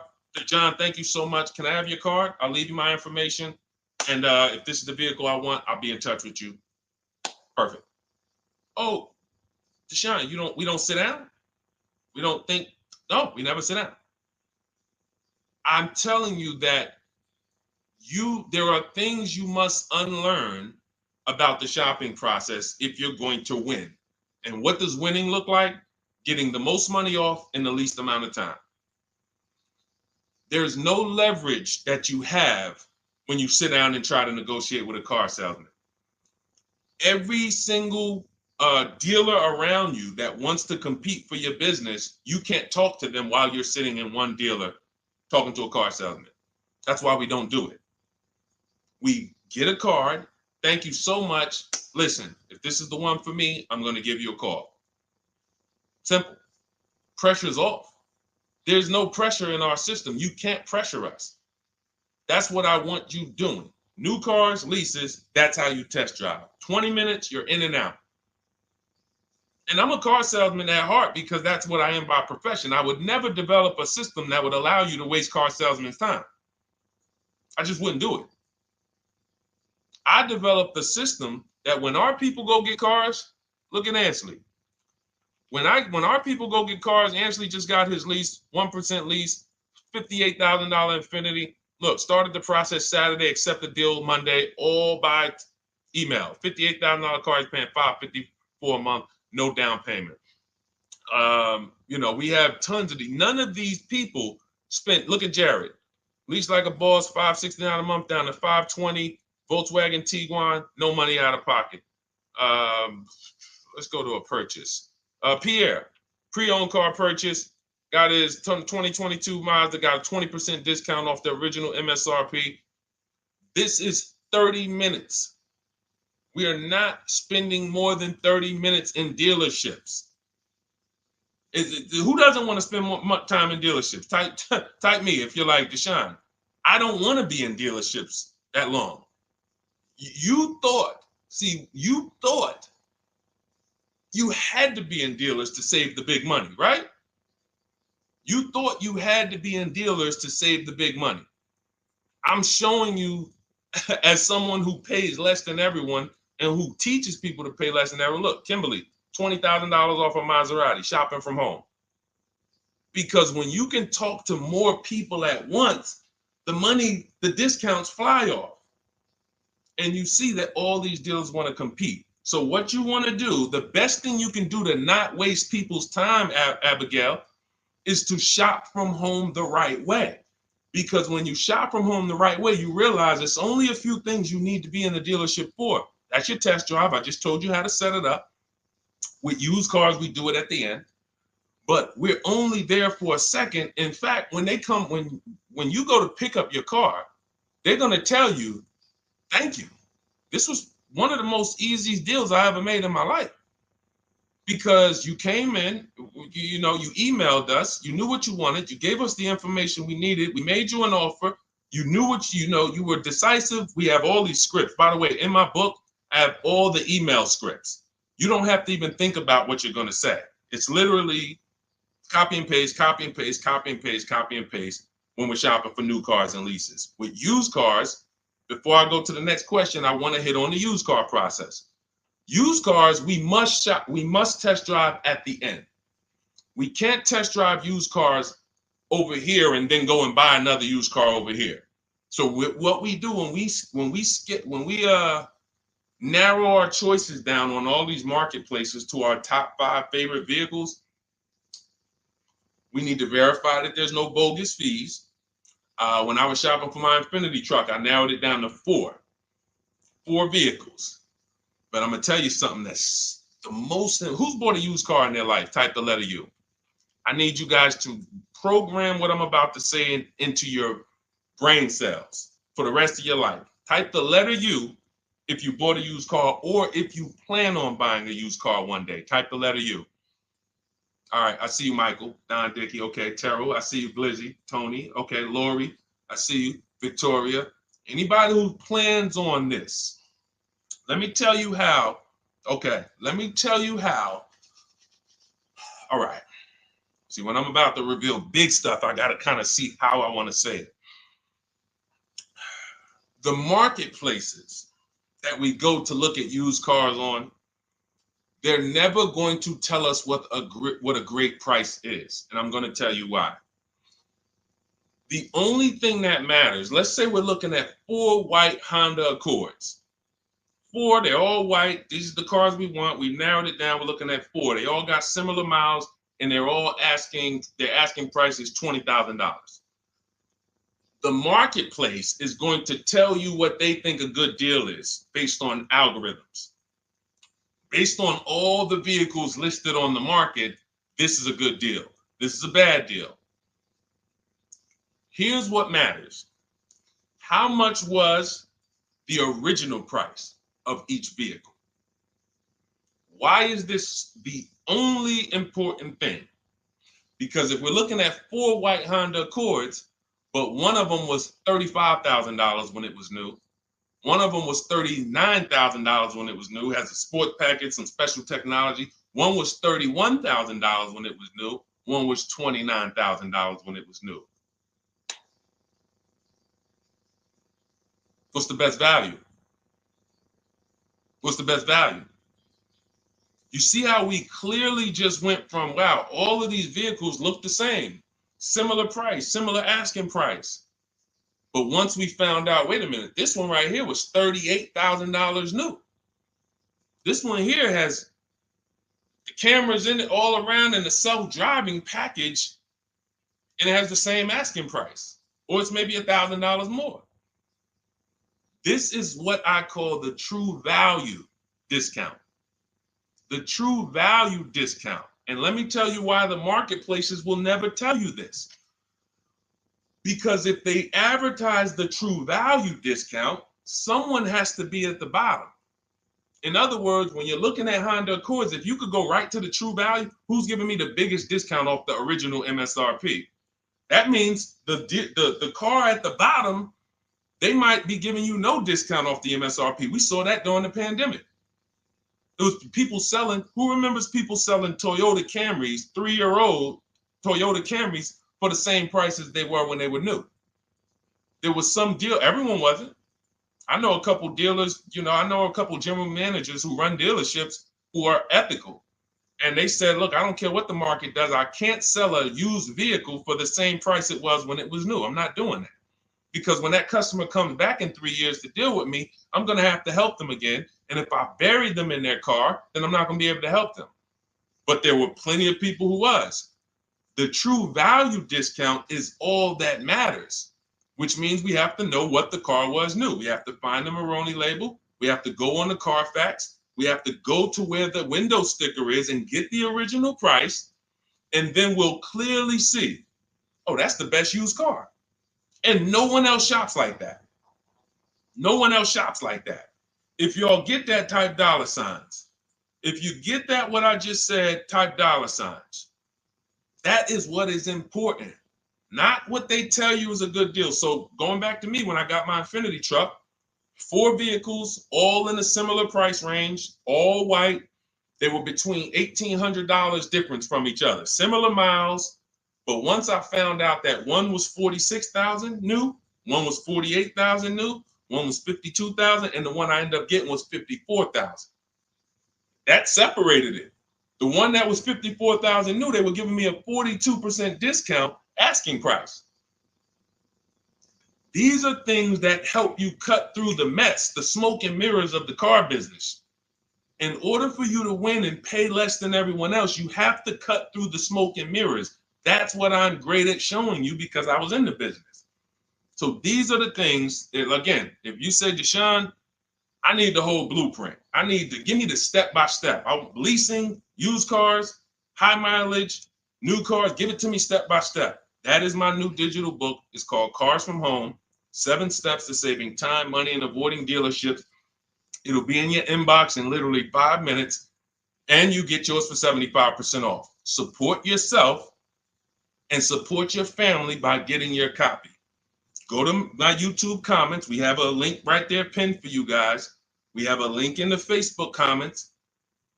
Get your book for 75% off for the next 30 minutes. You'll see a timer on the page. Now, if you're on TikTok, click that picture of me and go to that link in my TikTok bio and click the one that says 75% off to activate the 75% off link. Get your book so that you never have to wonder about this. Now, we're going to continue, but I just know as we answer more questions, some of you are going to forget that. What we just went over in the last 10 minutes, this next question, you're going to forget all of that. All right. Now, Dennis Gamister from Instagram, on a lease agreement, does the deal use the MSRP or the discounted price? So when we're shopping for leases, this is what we do. We get all our offers with, this is how we construct our offers. If you've ever looked on these commercials and you saw, well, Deshone, when I look at leases, though, it seems like, one, they limit me on miles. And then I also see that they want a bunch of money up front. You are correct. But they only limit you on miles according to the miles you told them you were going to drive. They don't pick the miles for you. We select the miles. And what ends up happening is people will, because they typically don't know how to shop, they're negotiating. They'll say, all right, well, my payment's $400. That's my budget. I drive more than 10,000 miles a year, but I guess I'll just take the 10. Instead of paying $20 more to get 12, they'll take the 10, and then they'll say something like, if I go over, I'll just buy it. Horrible idea. Absolutely catastrophic idea. Or if I go over, they blame the lease. They literally will get the penalty, get the bill for the 6,000 extra miles that they used, and they're charging them 25 cents a mile now, and say, man, this is why I don't want to lease, because they limit me on my miles. No, they didn't. To save $20 a month, you pick the lower miles. You can customize leases up to 15,000 miles if you want, 18,000 miles. Look at Jen. Jen just got her lease on her Honda. Hold on, where's Jen's lease? She got an 18,000 mile a year lease. Now, the way we shop is 12,000 miles per year, only first month's payment due at signing, and we shop it taxes and fees in the payment. Jen, her best offer on her Honda CR-V hybrid, which is one of the most popular hybrid crossovers in the market, she got $512 a month, 12,000 miles. That's a 1.3 lease. We'll talk about the 1% rule for great lease deals and the 1.5% for overpaying. She gets 1.3. She bumps it up to 18,000 miles per year. But look how much more, y'all. $50. So for $50 more a month, she, instead of driving 12,000 miles, she gets to drive 18,000 miles. And she gets to drive as much as she needs to for $50. Versus her saying, you know, I'm going to take the 12 knowing I don't drive 12, and then I'm going to get penalties and, again, blame the lease. The lease is custom. And the first time I learned about high mileage leases was when I was working at Hyundai. I was a manager at Hyundai for a short period of time. It was a highway dealer. The guy ended up going to jail. It was typical, like, you know, I've worked in some dealers, some phenomenal dealers, but this one was like, if you ever could imagine the prototypical highway scam dealership, I mean, this was it. So I was only there for 6 weeks, but I was a manager. And what I saw was I was taking care of this guy's lease who was just finished with it. He had 72,000 miles on it. And I went out there and I said, wait, you leased this? 72,000 miles? He said, yeah, I always lease now. He said, I used to come in every time I bought a car. My negative equity was ridiculous. $15,000, $10,000. I had to keep writing these big checks. And I just said, you know, let me switch to leasing. A customer taught me about high mileage leasing. That's why when I say car salesmen aren't trained, they're not trained. We learn things by intuitiveness and curiosity, and you know, we're not trained on finance and insurance and leases versus buying, none of that. You know, so anyway, I said, wow. And so I looked at his payment. This guy is only paying like $175 more a month, not even, to drive 25,000 miles a year. So if a normal Hyundai lease was $299, he's paying $450, $475, and he's driving 25,000 miles a year. Boom. Drops it off. Boom. No negative equity, none of the trash that most high mileage drivers are dealing with. So when we are shopping for a lease, we have to shop with our template. Whenever you're getting your lease quotes, it's 12,000 miles a year, first month's payment only due at signing, taxes and fees in the payment. Assume tier 1. That's what we blast out. In my book, I have something called the 25 to 5 strategy. We connect with 25 dealers online. You use my email scripts, copy and paste. We're going to get 5 offers. This will take you. You saw Ansley. He said, I started it Saturday. By Monday, I accepted a deal. This doesn't matter. This is a 24, 48-hour turnaround to start getting offers on these vehicles. Now, once we're looking at offers, we take the MSRP. We take the monthly payment. We divide it into the MSRP. So let's just say we're shopping for a vehicle. It's $40,000. One of our offers is $400 a month. $400 a month. No money due at signing. Just $400. We drive off. We divide that into the MSRP, not the selling price. The MSRP. So now we divide that into 40,000. We can see and we multiply by 100. That's a 1% lease. The 1% lease rule has been around for the last 20, 30 years. If you could lease a vehicle and the offers is under 1% of the MSRP, it's a steal. Great value.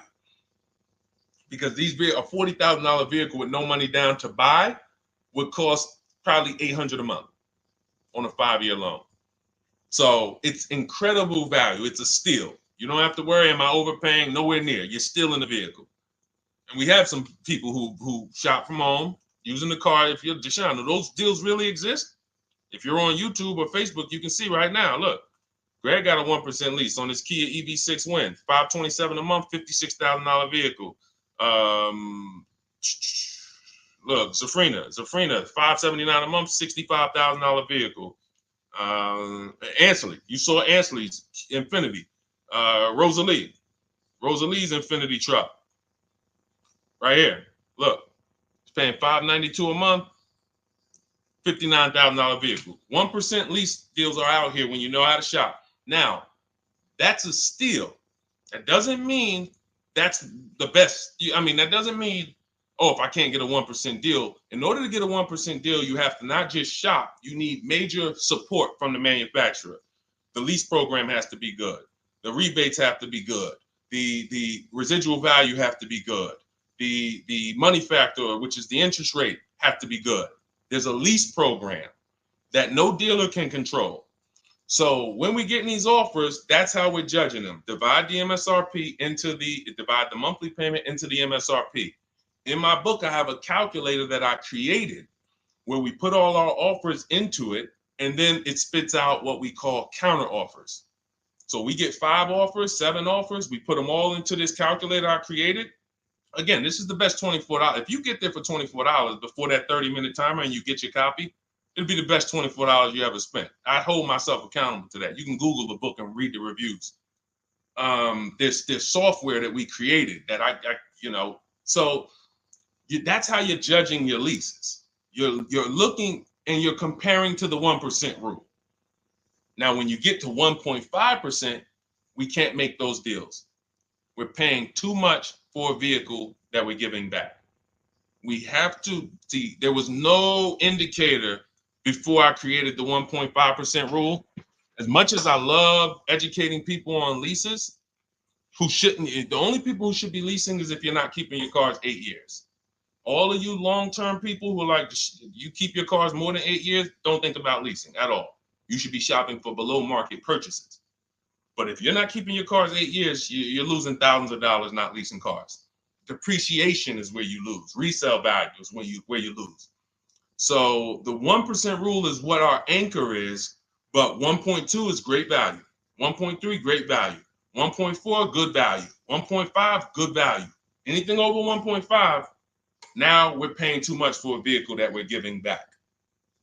So that's how we're judging and comparing our lease offers. And with the calculators that are in my book, you can literally do this in seconds.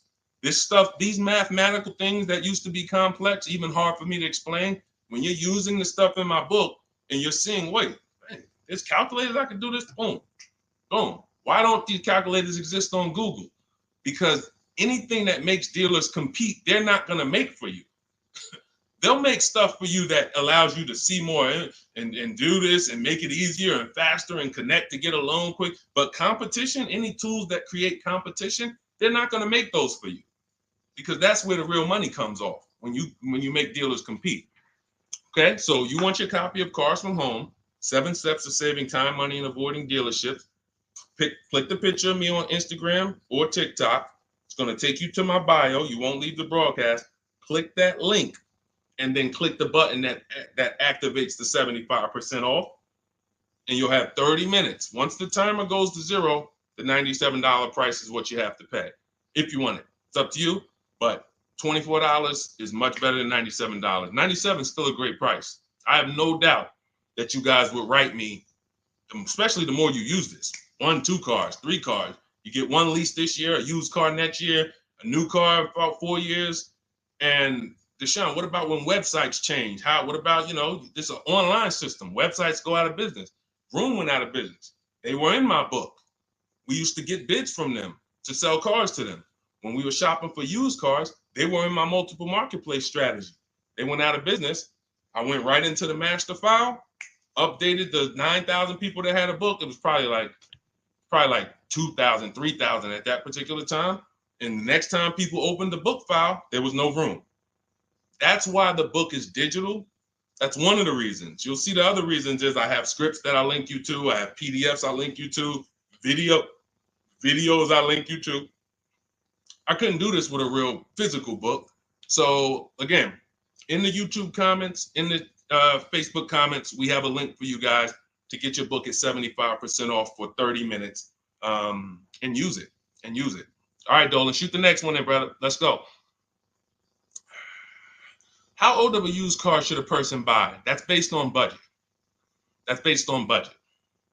I like to start with when we open those marketplaces, Tony, you want to start with the most recent cars. The first thing you're doing when you open up the marketplaces, y'all, first of all, we're creating accounts. Out of all those marketplaces I named, 6 or 7 of them, we use 8. We use eBay Motors, we use Carfax.com, we use Cars.com, Autotrader.com, CarGurus.com, Carvana, CarMax, Driveway, and that's 8. 7 of those, or 6, allow us to create an account. Why is it important to create an account? So that every single new car that matches our criteria, as soon as it's listed, we get a notification. The people who have that notification on, most of them don't know how to assess the market like I'm showing you. So even if they get a notification that the car was just posted, they're not going to have the information to take advantage of it. They're going to hesitate. What we do is the first thing we do after we create our account is we're now assessing the market. Where's the low prices? Where's the high prices? And I'll usually go 3 years back, sometimes 4 years back, and let's assess the market. Now, I have another calculator in the, matter of fact, let me show this to you guys. I have another calculator. It's called the Perfect Budget Calculator. The Perfect Budget Calculator. What this does, you guys can't see this on YouTube, but you can see it on you can't see this on TikTok. But if you go over to YouTube, Facebook, or Instagram, you'll be able to see what I'm sharing right now. Now, what often happens is, let me share this. Hang on. Boom. Okay. So now what often happens is a lot of you will say, I could put down $2,000, but, if I don't have to, then I won't. Or, if you get a car and you pay $15,000, if you pay $500 a month for 5 years, that's a lower price you paid than paying $500 a month for 6 years. So ways to manipulate our budget is to shop within our budget for a shorter loan. This is all stuff where I said, okay, people don't know they need to be doing this. So let's make a tool that does it for them. And this is, you get access to this when you get your copy of Cars from Home, my book. So let's say we do something called an equity assessment. Everybody who has a car, remember I was mentioning a little while ago, we go to these websites, Driveway, all these, and we find out what our car is worth. Let's say you're like, man, okay, if I sell my car to CarMax, I'm actually going to have $3,200 of equity. All right, so when I sell, I'm going to put that into my budget. All right, now max, my down payment, max I could comfortably do is $1,500. That's max. Now, we use the average interest rate. And in my book, I give you a link to see what the average interest rate is at the particular time you're going to be shopping. Let's just say it's 6.9. Now, we enter a comfortable monthly payment. Let's say you're like, all right, I don't want to go any more than $425 a month for 6 years. That's my max. You enter your state so we can pull the taxes and we can pull the fees. New Jersey, calculate budget goals. Now it's going to ask you a comfortable monthly payment on a 5-year loan. You might say, all right, same thing. I still don't want to go over 425 no matter what. Perfect. What this does is create multiple goals. And it creates multiple goals. It creates a starting point. Now, if you find a car at this price, $18,776 or less, you can do a 5-year loan, use none of your equity, so this will go in your bank, and use none of your down payment. Now, next goal may be, okay, $22,000 or less. 6-year loan, no equity, no down payment. So the first two goals are no money down goals. If I find a car anywhere in these price ranges, I can do these deals, no money down. Now, this is one where I use my equity, but no down payment. Goal number 4, I use my equity for a 6-year loan, no down payment. Now, goal number 5. Now you can see the price of the car is getting higher. Use equity, use my use equity and down payment, but it's 5-year loan. And then here is your max budget. Your max budget, which is fine. There's nothing wrong with if you find a vehicle that, once you use this and you find the best price vehicle, as long as you are under this number, you are fine. The problem is when you go over that number. The problem is when you go over budget. All of these goals are your budget. So when I got my Infinity truck, I got my goal out. It was my fourth goal.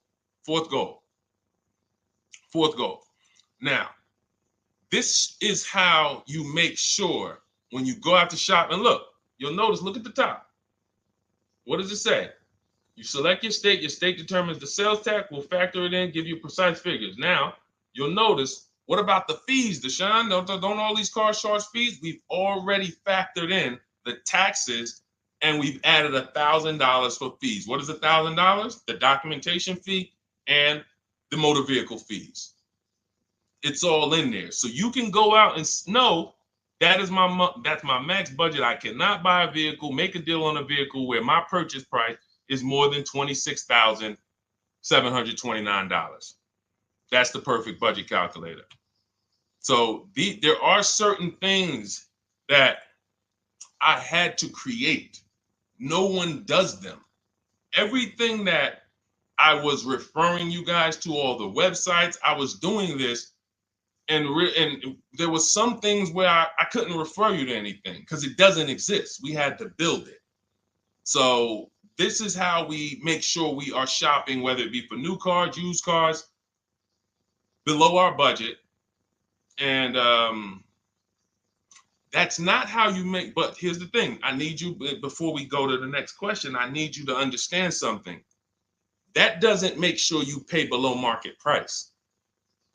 You have to combine this with getting bids, because you can be within your budget and pay over market value. There's 3 types of prices you can pay for a car, whether it's a new car, used car, or lease. Did you pay market value? That's what everyone's paying. Average. Did you pay over market value? Our only deals we make are below market value. And the way that happens is through bidding and creating a marketplace around you where all these people are competing for your business. That is how you combine that with the budget. This will keep you below your budget, but it does not guarantee. If I gave this to you, all of you would be like, this is great. I'm never going to go over my budget again. But it does not, until you combine that with getting bids for whatever you're looking for, you still run the risk of overpaying, even if you're under budget. Okay? Clear? Type $signs if you're all clear before we move to the next question. And there's no way for us to do this manually. If there was a way that you could do this manually, trust me, I would have told y'all to saw me make a video about it all day on my social media. There was just no way. We had to build software. In my book, you guys will have access to at least 5 calculators for counter offers for new cars, true value discounts when you put the new price you put the original new price of the used car deal, whatever used car you're buying, you put the new car price in, and then you put in the asking price, and it tells you the true value discount. Perfect budget calculator. We have at least 5 softwares that I've custom built, and to make sure you guys get great value. So again, I didn't want to be the person who said, you guys know, there's plenty of people who be like, man, the value I'm giving you guys, I'm gonna charge $2.99 for the book, whatever. The people who pay, they'll save the money. And the people who pay, there'll be some people, because some people are gonna pay, they just see value. Poor people look at cost. Wealthy people look at value. People who are into financial literacy they don't ask themselves, how much does that cost? They ask themselves, what's the value I'm getting from that? And I could have said, well, you know what? I'm going to help you pay less than everyone on new cars, used cars, leases. We'll do $200, $300 for the book. And I only want to sell it to 1% or 5% of the pie. But at the end of the day, my mission is to help as many people want to be helped.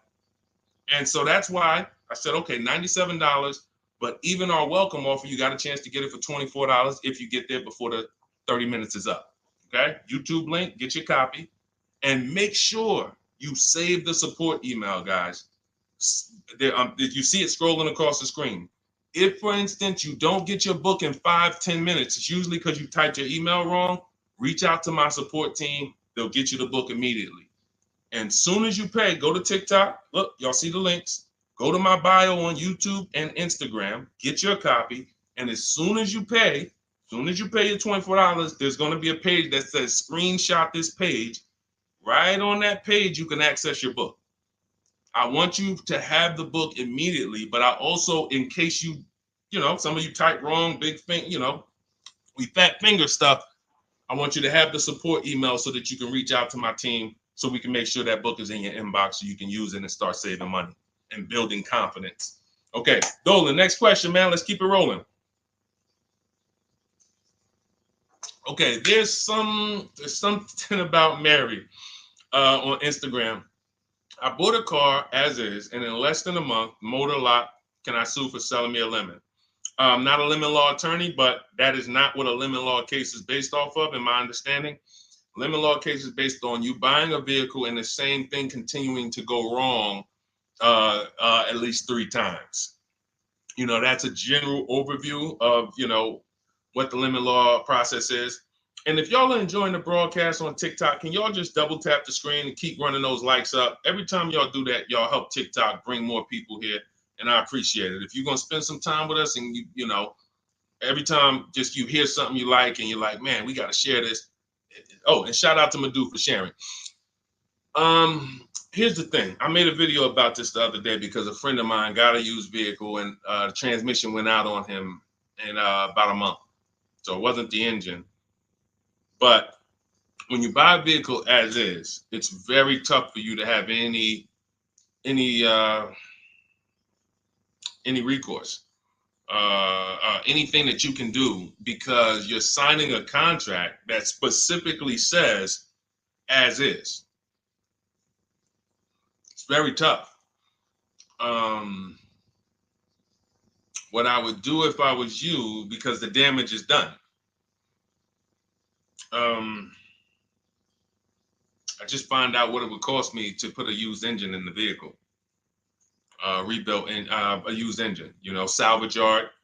You need to, and especially if you're buying cars that you're paying cash and you're buying as is cars, these are probably cars that are under 10 grand, 12 grand.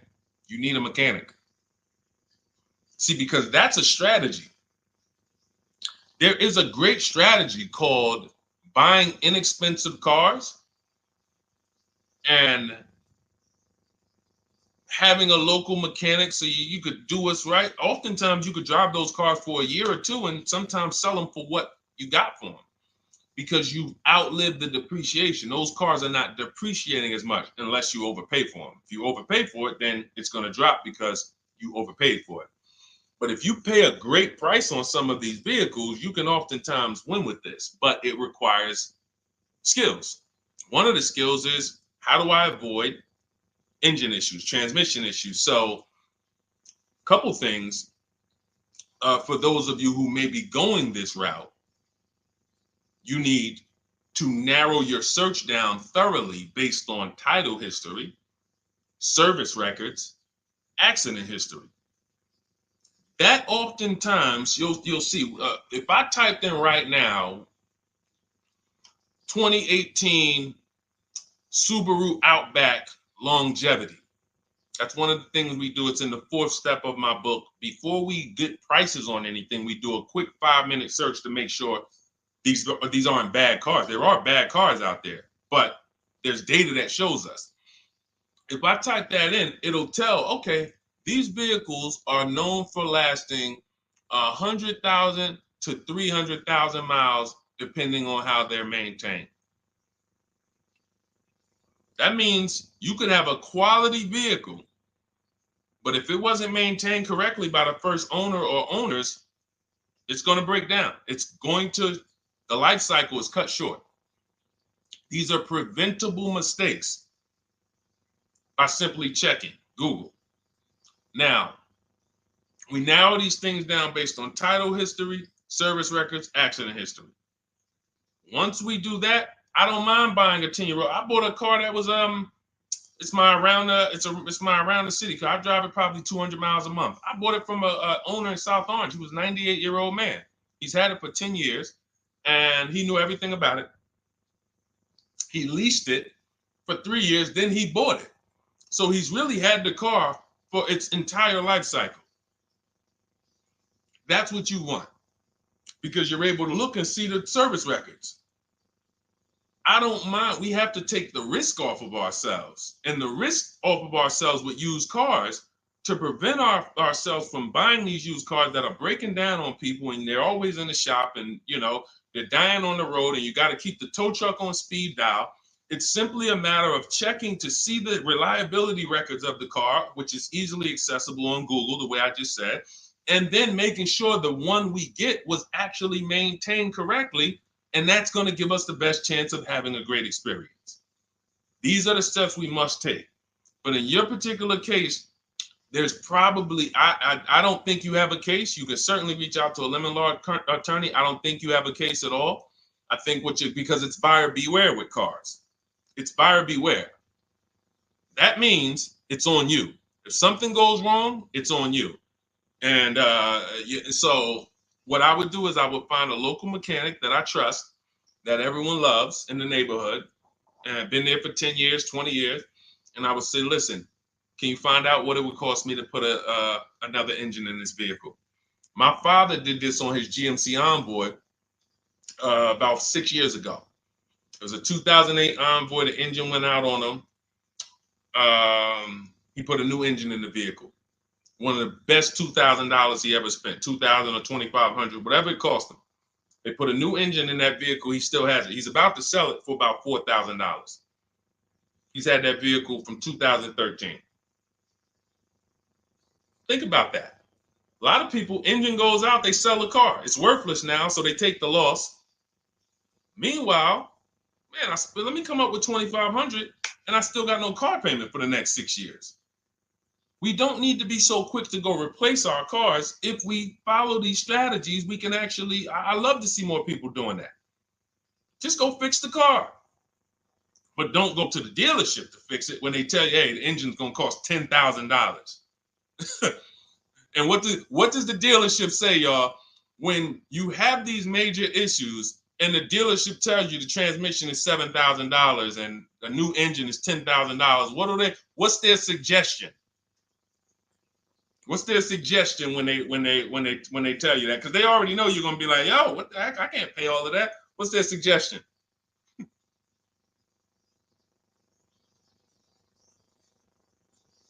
see, let me give y'all some time to type. I just want y'all to know, this is how the system works. So I know somebody. Look, thank you, J. June. Trade it in. Thank you. You see how we can? Oh, look, N.Y. Anderson, buy a new one. So what they do is, exactly, Victoria, they're going to suggest a new vehicle. So if we know, now watch this, as your vehicle is worthless, you don't have any opportunity to put it on a competitive market to see, well, how much would somebody pay for that? They've already assessed the value, and they want to structure your deal, have you take that major loss for that engine, They're going to put the engine in for a lot less than that, and they're going to resell it, and now they sold you another car. When you could have just literally went to a mechanic, got a rebuilt or got a used engine, put in that vehicle, cost you $2,500, maybe $2,000, and literally you're on the road for another couple years with no car payment, keeping money in your household versus now I'm in another $400 a month payment. Okay? This is what it's about. And if you're like Deshone, well, I don't want to keep a car that long. We talked about you earlier. You shouldn't be buying cars. Because the keepers on here who keep cars 8 years, 10 years, who has a car they've had in their driveway for more than 8 years? Type the number of years. I want to explain something too. We're gonna help a couple people learn a lesson here about themselves, because they're gonna be like, they're gonna realize they're not keepers. Look, look. We need to show people, because some people think, oh, I keep my cars a long time. I keep them about 6, 7 years. We need to show that that's not a long time in the world of cars and depreciation. So Michael, 15 years. Michael got a car that he's had for 15 years. Let's go. Type the number of years you've had it if it's more than 8. Look, Vancia, 11 years. Let's see. See, a lot of people don't keep their cars. Look, N.Y. Anderson said, I drove my last car 14 years. All right, Connie, 15 years. She has a 2004 Chevrolet. Tony on Facebook, 2006. Now, watch this, y'all. If you ask me, Deshone, what's the way to get the most money out of a vehicle? It's to do what they're doing. Tanaya, 9 years. No, Renata, not less than 8. Not less than 8. We're trying to put you into a different cat. We're trying to help you see the category you should be in. Look, 9 years. Donna, 15 years. What's so important for y'all to see about these people is that they have beat depreciation. And that means whatever their vehicles are worth today, a year from now, they're going to be worth about the same. If their vehicles are worth $4,000 today, a year from now, they'll be able to still sell it for about $4,000. But the thing is, they're trying to get the most money out of it because the cost of replacement is expensive compared to what they're doing. No matter how much they got to pay to keep those vehicles on the road every year, a little couple $100, maintenance, whatever, it's nothing compared to going and getting a new car and bringing hundreds of dollars a month or thousands of dollars in the form of cash out of our household. And everyone's not going to do that. And that's okay. You should not be buying cars. You should be shopping for below market leases. Because again, there's 2 ways to save money. Do what the keepers do. You just saw all the keepers. We shouted out all of them. And the other way is to go in and not tie money up in the vehicles in the first place. When you look at somebody like Danielle, she's driving a $44,000 Audi, 2024 Audi A3. That vehicle is $800 a month to buy, no money down. $800 a month for 5 years, maybe $700 a month for 6 years. She's paying $550 a month. She didn't tie up the money in the first place. That's the name of the game with leasing. Bonita on her Telluride. This is also to show you it doesn't matter what the market does. The market could be up or down. We're going to pay less than everyone. This is Bonita. She got a Kia Telluride during the pandemic when everybody was paying ridiculous prices. That's why I show her. 2022. Look at the date. She said, I'm driving my dream vehicle, $600 a month. People were leasing. And I know if somebody watching this and they're like, if you leased a Kia Telluride during the pandemic, you are not paying what she's paying with no money down. I know it. I know it. People were DMing me, Deshone, I want a Telluride. They want $900 a month for them. I know people weren't paying $600 a month, but she came in, used our bidding system, used the same strategies you're going to have access to in my digital book. She got $600 a month from home without being in a dealership. Her dream vehicle. This is how you win. You're either going to not tie up your money in vehicles. You're going to drive new vehicles that don't have problems because they're always under warranty and you're paying cents on the dollar compared to people purchasing. Or you're going to be a keeper like Michael and like Donna and like the people who said, okay, I'm keeping my vehicle this long. That's why in my book, it's 7 steps. But the first step is to ask yourself how many years you're keeping your next vehicle. That is the first question I would ask you if you and I were shopping together. My first question to you would be, Michael, how many years you want to keep the next vehicle? 8 or more or less than that? If you said to me, Deshone, I'm going to keep it at least 8. All right, let's go for the purchase. New or used, depending on budget, but we're purchasing. We need to find a below market purchase. If you said, Deshone, I'm 6 years max. I can't see myself keeping a car more than 6 years. All right, we're going to shop for a below market lease. Because the money you're going to spend in a below market lease, when you get these below market lease deals, not commercial leases, not what you see on advertisements, those are ridiculous prices. We don't pay those prices. None of these people that you see, Greg, Charles on his Palisade, none of these are advertisements. At thousands less. But when you're putting money in the cars and you're driving brand new cars, this is how it was for me when I was 22. This started for me at 22. I was working for Pontiac, and I leased a brand new Pontiac G6. It was $256 a month. $256 a month. It was like a $21,000 vehicle. Same time, I had a friend of mine. She got a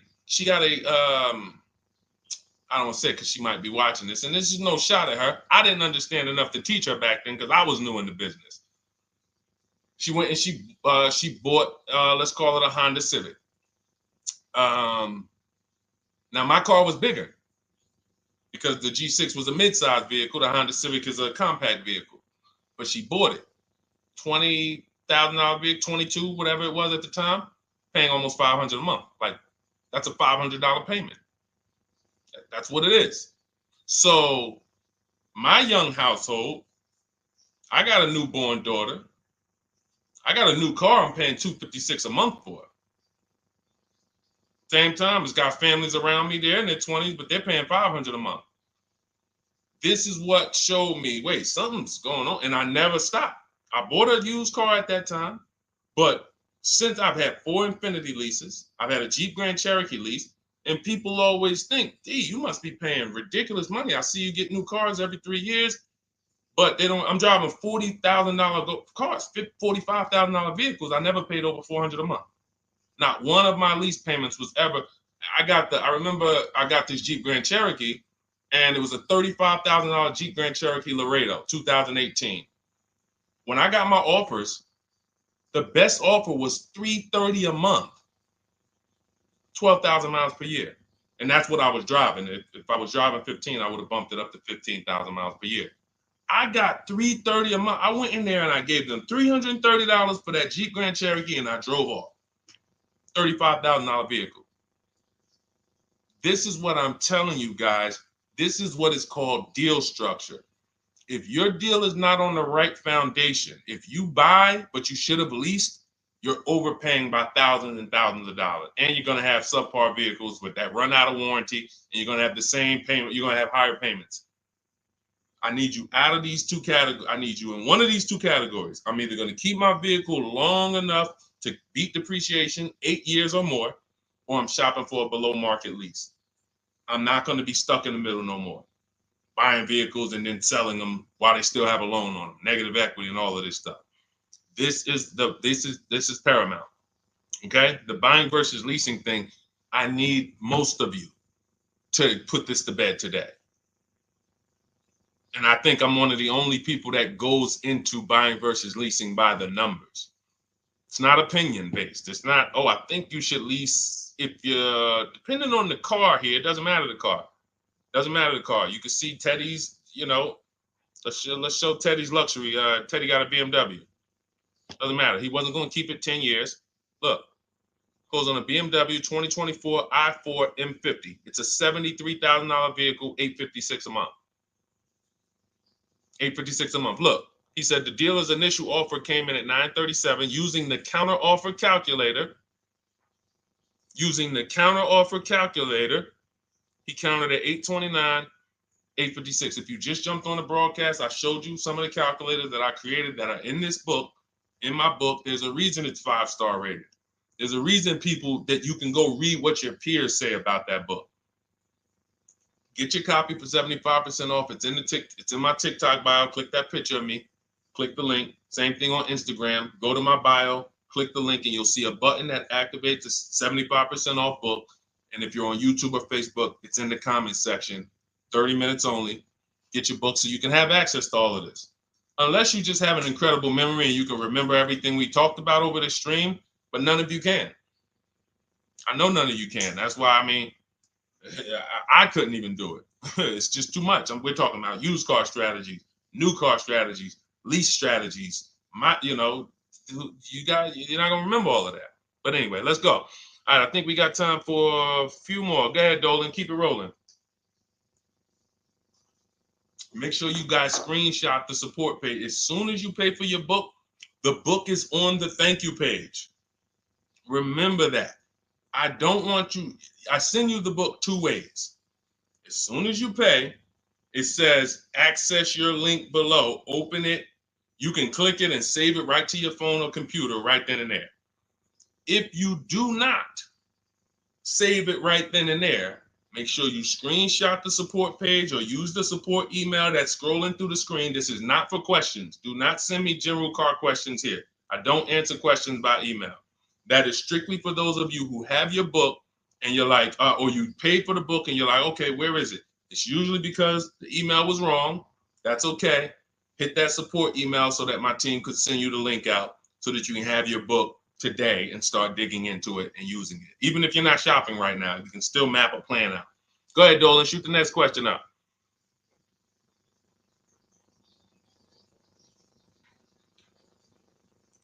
All right, this is Victoria from TikTok. Any tips for how I can get the highest trade-in value for my existing vehicle? Of course, bids. Bids. First of all, you just said a curse word. You may not know, but we don't use that T word here because you're never going to get anything. You're not going to get a max value for anything trading. We are fortunate that we have the opportunity to get bids from cash buyers in the market. And I'm not talking about cash buyers like Facebook Marketplace where a person, it's one of your neighbors from your town coming to look at your car. I'm talking about institutional cash buyers. People who cut a check instantly and, they do an inspection. That Jeep Grand Cherokee I sold to CarMax, they were the highest bidder 3 years ago during the pandemic.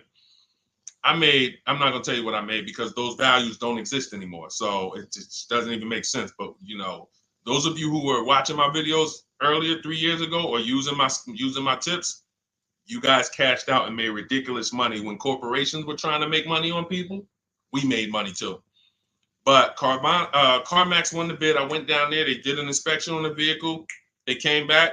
Accounting department came, cut me a check. I walked away with a check. That's it. You don't want to trade. You want to sell.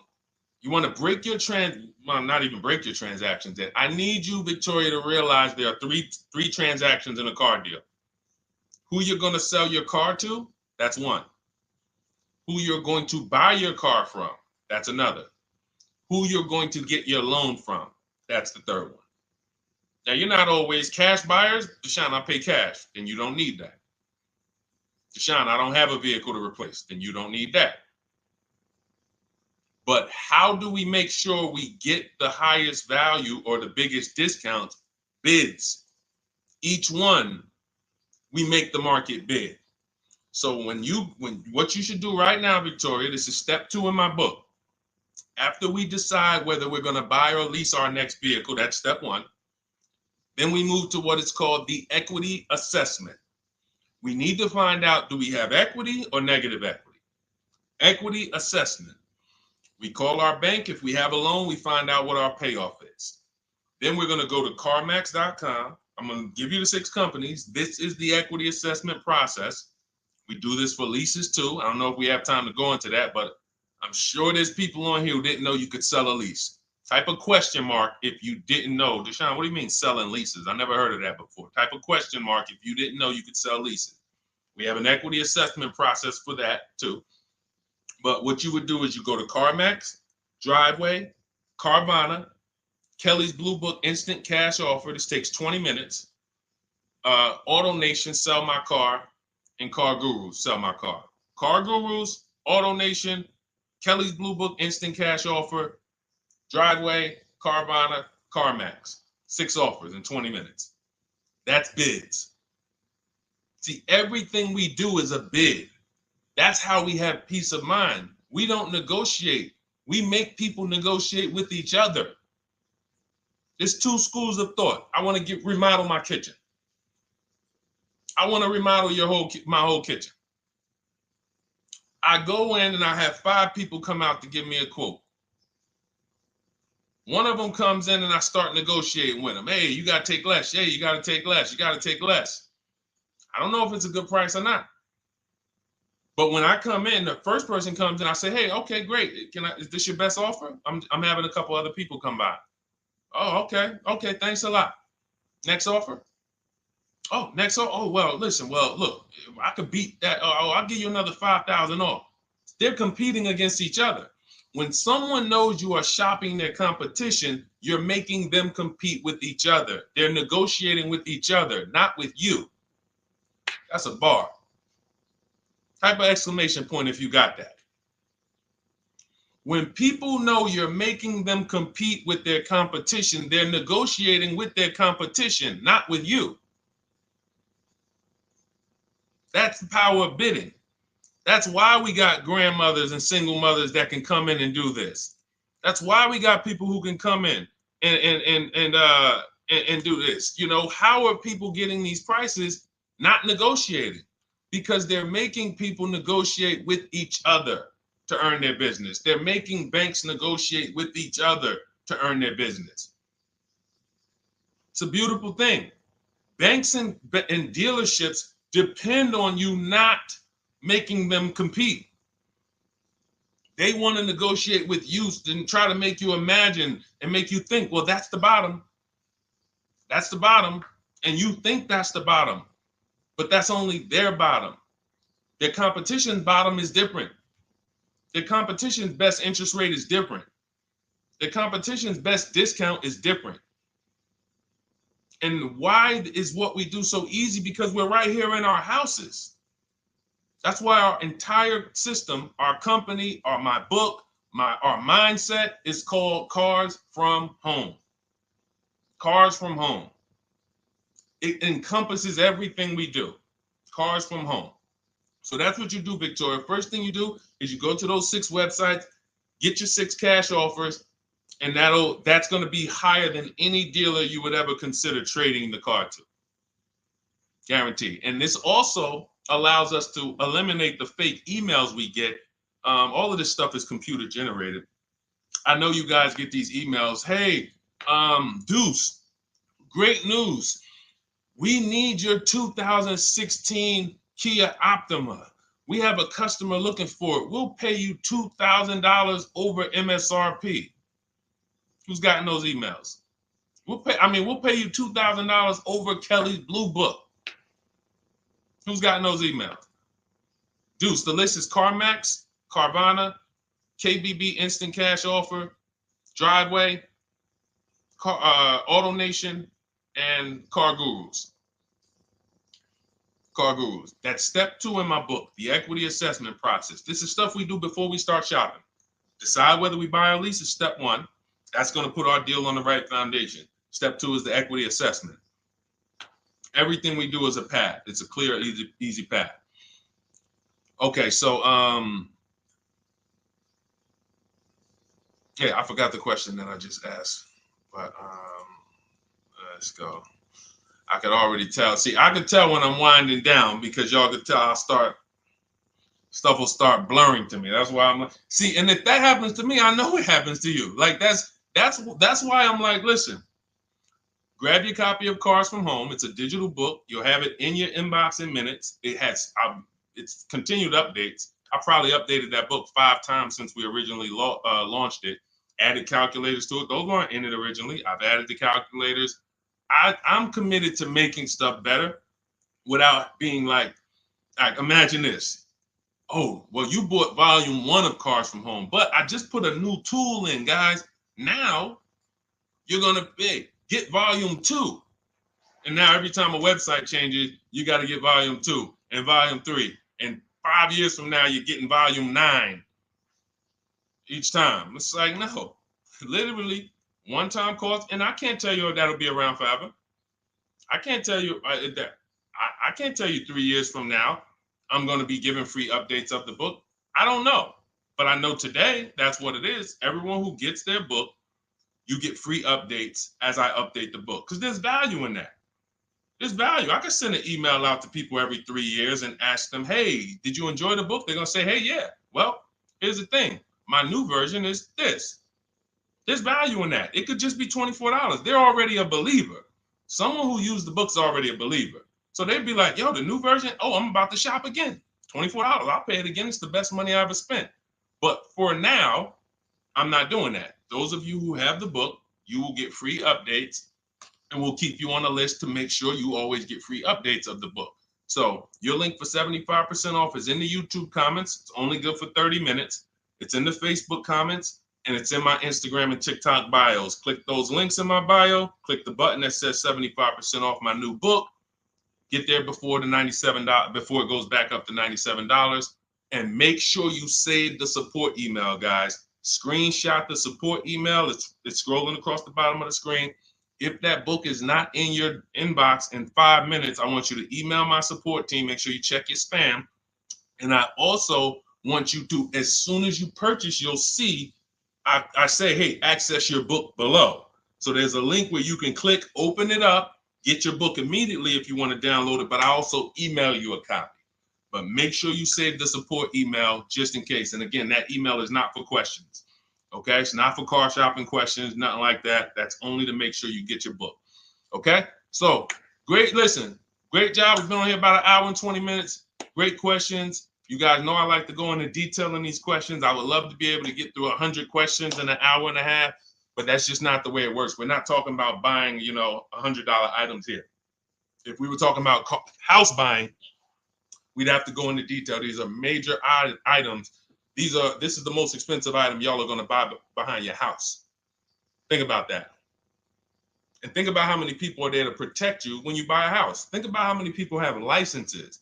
See how that question got asked earlier? Can they sue if it was a house and they did you wrong? Sure. You can go before the real estate commission. People can lose their license. People can lose their ability to practice real estate. If they did something unethical, you can bring them before a court and a judge, and you can have recourse. You can get, justice. Cars, you got nobody. No one's licensed. The person who's helping you buy your car that you're sitting there negotiating with, which I want you to stop, they might have just got that job. And they didn't get that job because they're a finance expert and they're someone who understands how to help you, because they're not going to ever make you compete against. They're never going to put you in a position where you can make them compete. They'll say, hey, let's negotiate. But here's the thing. That person just got a job because, you know how many people walked in a dealership with a good smile and a good personality? 2 weeks later, they're selling cars. These are the people that are helping you. They're not licensed. They didn't go through school. They didn't go through ethics training. They didn't go through any of this stuff that realtors and brokers have to go through to help you buy houses. So when you get your car, it is on you. That's why you want me working with you. You want my blueprint. You're not by yourself. You're watching my videos. Once you get my book, you can stop watching my social media videos.